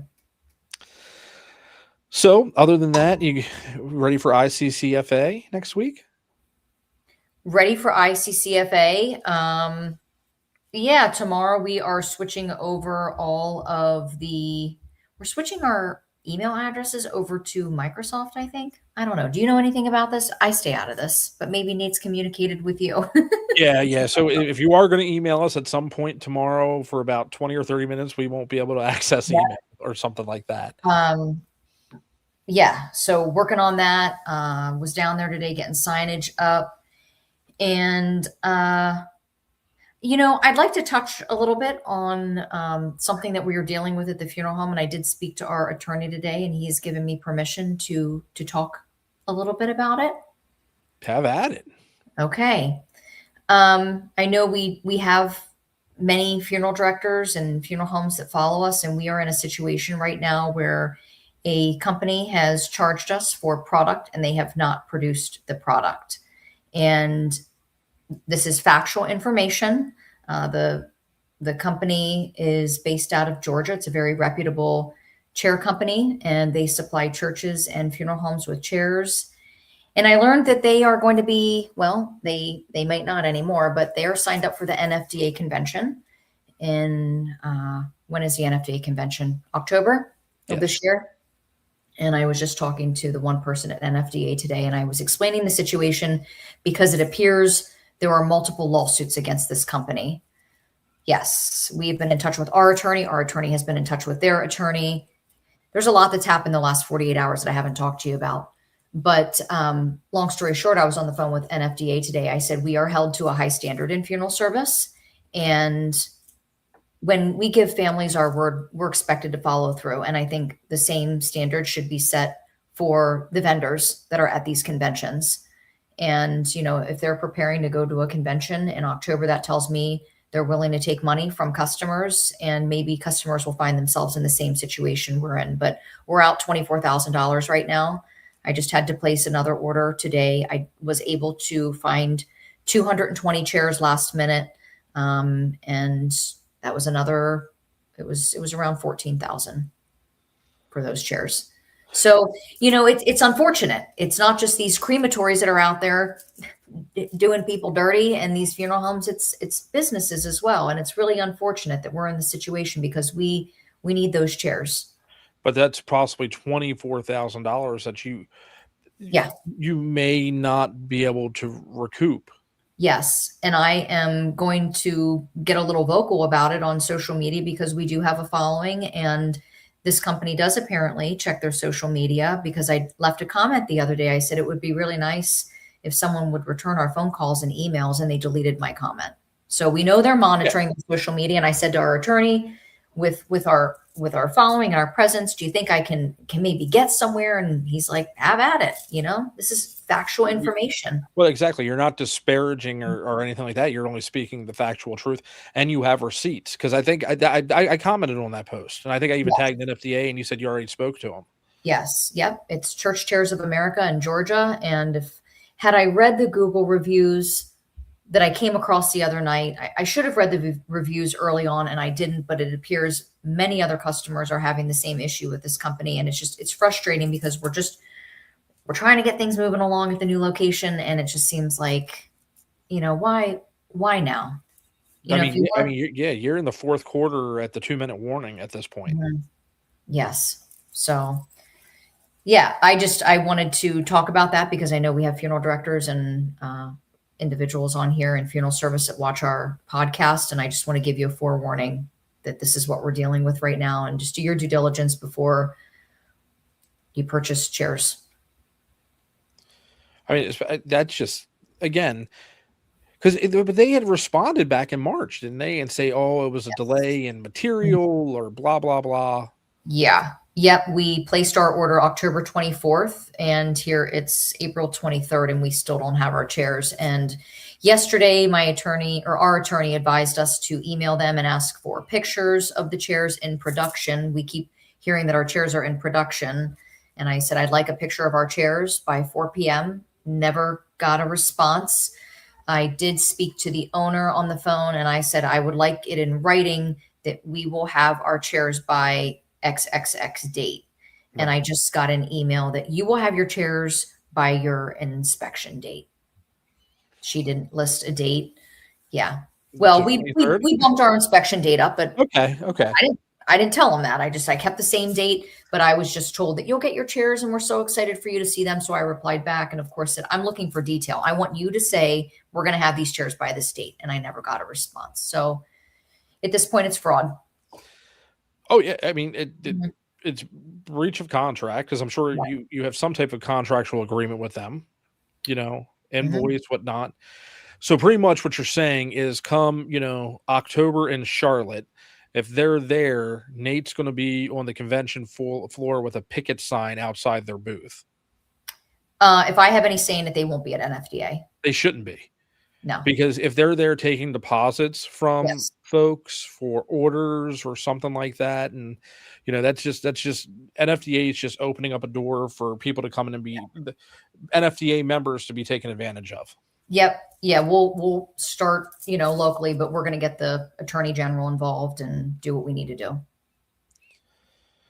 But So and see, we were talking about it earlier. The people don't see the hidden expenses and things like that, and yeah. owning a funeral home. So Right. here we are. You haven't even done your first service out of the new building, and you're already out almost $25,000. Yeah. But why does it cost so much to have a service at the funeral home? Because Church Chairs of America didn't give us our chairs. Yeah.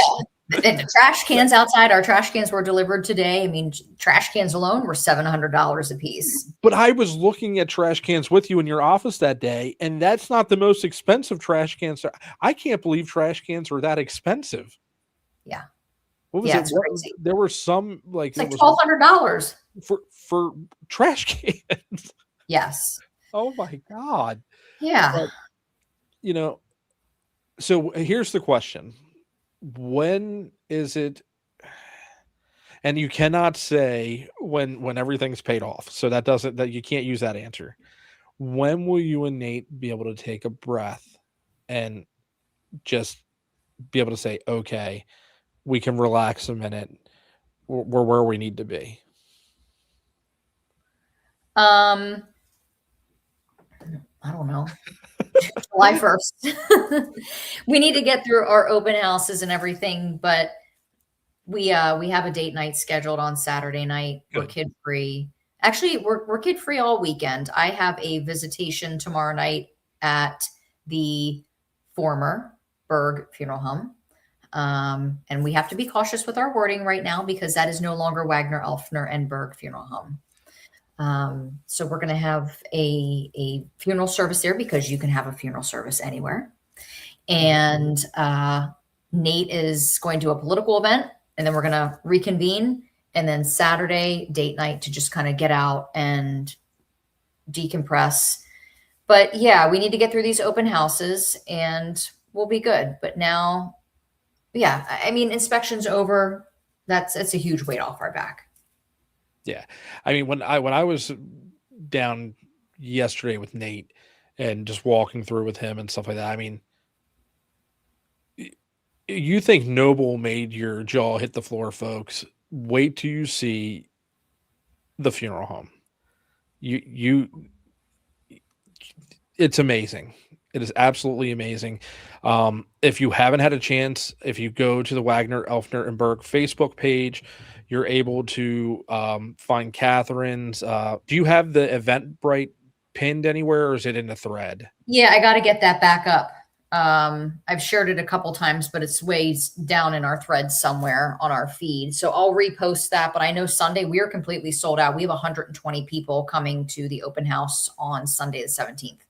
And just so, like Catherine says, sold out, it just means people have selected certain times to come. There are no costs associated to be able to come to, take a tour of the facility, meet Catherine, Nate, Chad, Addie, Dakota. I don't know if everybody's going to be there or whatnot. Yeah. So, but that's how they're doing it through Eventbrite at no cost, but to be able to manage the crowd of people. Right. That's exactly why. So you have Sunday. Are you doing anything Monday? Monday, I have 2 open houses, and Tuesday I have 2 open houses as well.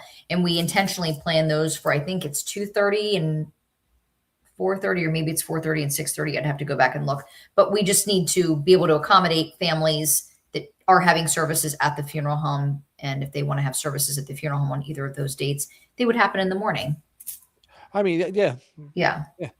And then here's the thing, guys. And if you're in the community and that it's normal business hours and there's not a service going on, stop in. Mm-hmm. You know, it's because I expect for the first couple months that's going to happen. I really Right. do. Yeah. And we hope it happens. I do. You know, Yeah. Catherine will be living there. She'll have her slippers and she'll just run out and, hey, how you doing? Dakota was laughing at me this morning because we had a call this morning and we both went out on it, and I showed up to the funeral home. Of course, I had like my black on. I had a polka dot shirt on, my black pants, and I got out of the car and I walked over to the van in slippers, and he's just looking at me and I'm like, don't worry, my shoes are in my purse. I'm not going out on the call in slippers, but Go ahead and drive, Bucker. yeah. So, but yeah, this was great tonight. And who's on next month? May we have in May we have Carlton May. Yep. Okay. And then in June we have Ruth Ann Distel. July is going to be I wish it was July already. July is going to be fun. Yeah. We are going to have the man, the myth, the legend himself, Ryan Thogmartin. August is another one that I'm really looking forward to. We are going to have Dwayne Hills. He's the former president of Joseph Guller and Sons Funeral Home, which is known as the funeral home to the presidents. September, Monica. We have Monica. October, I have to go back and look at the notes. And then, what do we say? November, we're going to have Tim May back on. Tim McLoon. Tim McLoon. From William R. May. I was close. Yeah. He's going to be texting me here in a minute. I feel it in my loins. He's been texting us.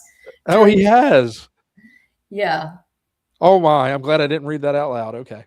He's so so yeah, we are out till November.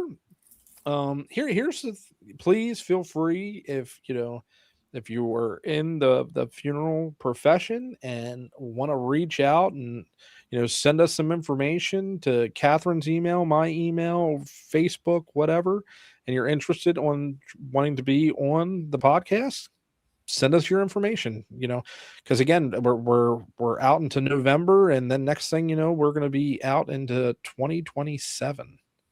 That's crazy to think. I know, it's wild. 60 days we've had As the Hearse Live, or As the Hearse Turns, up on Facebook. 60 days tomorrow, because I did bad math and forgot it wasn't a leap year. And I mean that's just our scheduled shows with guests.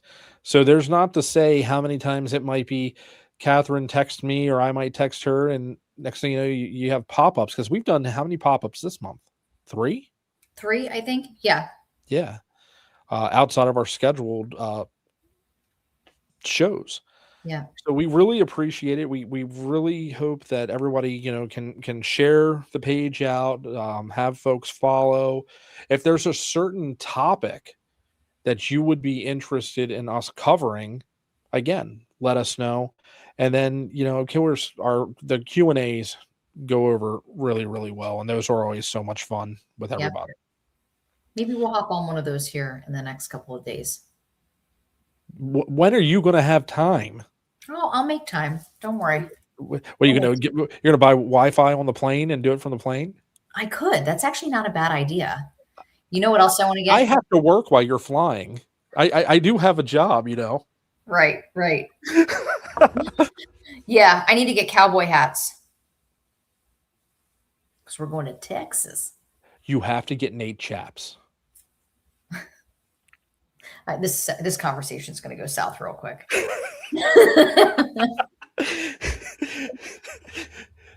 Okay, I'll leave it at that. But yeah, that would be priceless. Yeah, we'll see tons of pictures. I want to go live out at ICCFA, so we're going to do that. You've been doing a lot of lives on the Berg page too, like during the day. And I mean, even during the day, people just aren't paying attention at work. And I mean, the viewership has been really good. It's been great. And it's been nice too, because I just don't always have time to edit videos. I did get a couple of videos recorded this morning and sent off to Disrupt. Yeah. But yeah, the lives have been great. So I like that. And I think people on the page do as well. So when you were doing the tour today, were you using your Meta glasses or were you using your phone? So it's funny you ask. I attempted to use the meta glasses when I was out in the parking lot, and they just kept disconnecting, and I was getting messages on the feed that just the connection was really poor. Oh, okay. So, yeah. All right. Well, at least something learned. But you know what? That'd be fun. Definitely taken. I would do some videos from the trade show floor with ICCFA with your glasses, I like will. products, merchandise, and stuff. Yep. Yep. You guys are coming along to Texas. Yeehaw! All right, guys. Well, again, thank everybody for being with us tonight. 24 hours from now, probably tomorrow afternoon, the audio version will be on Spotify and Apple Podcasts. And I did see someone asking if this would be saved. So it will be saved on Facebook for, I think, like 7 days. After 7 days, it deletes, but it is always available on our YouTube channel. So definitely go over there and do the like and notification button so everything is going on.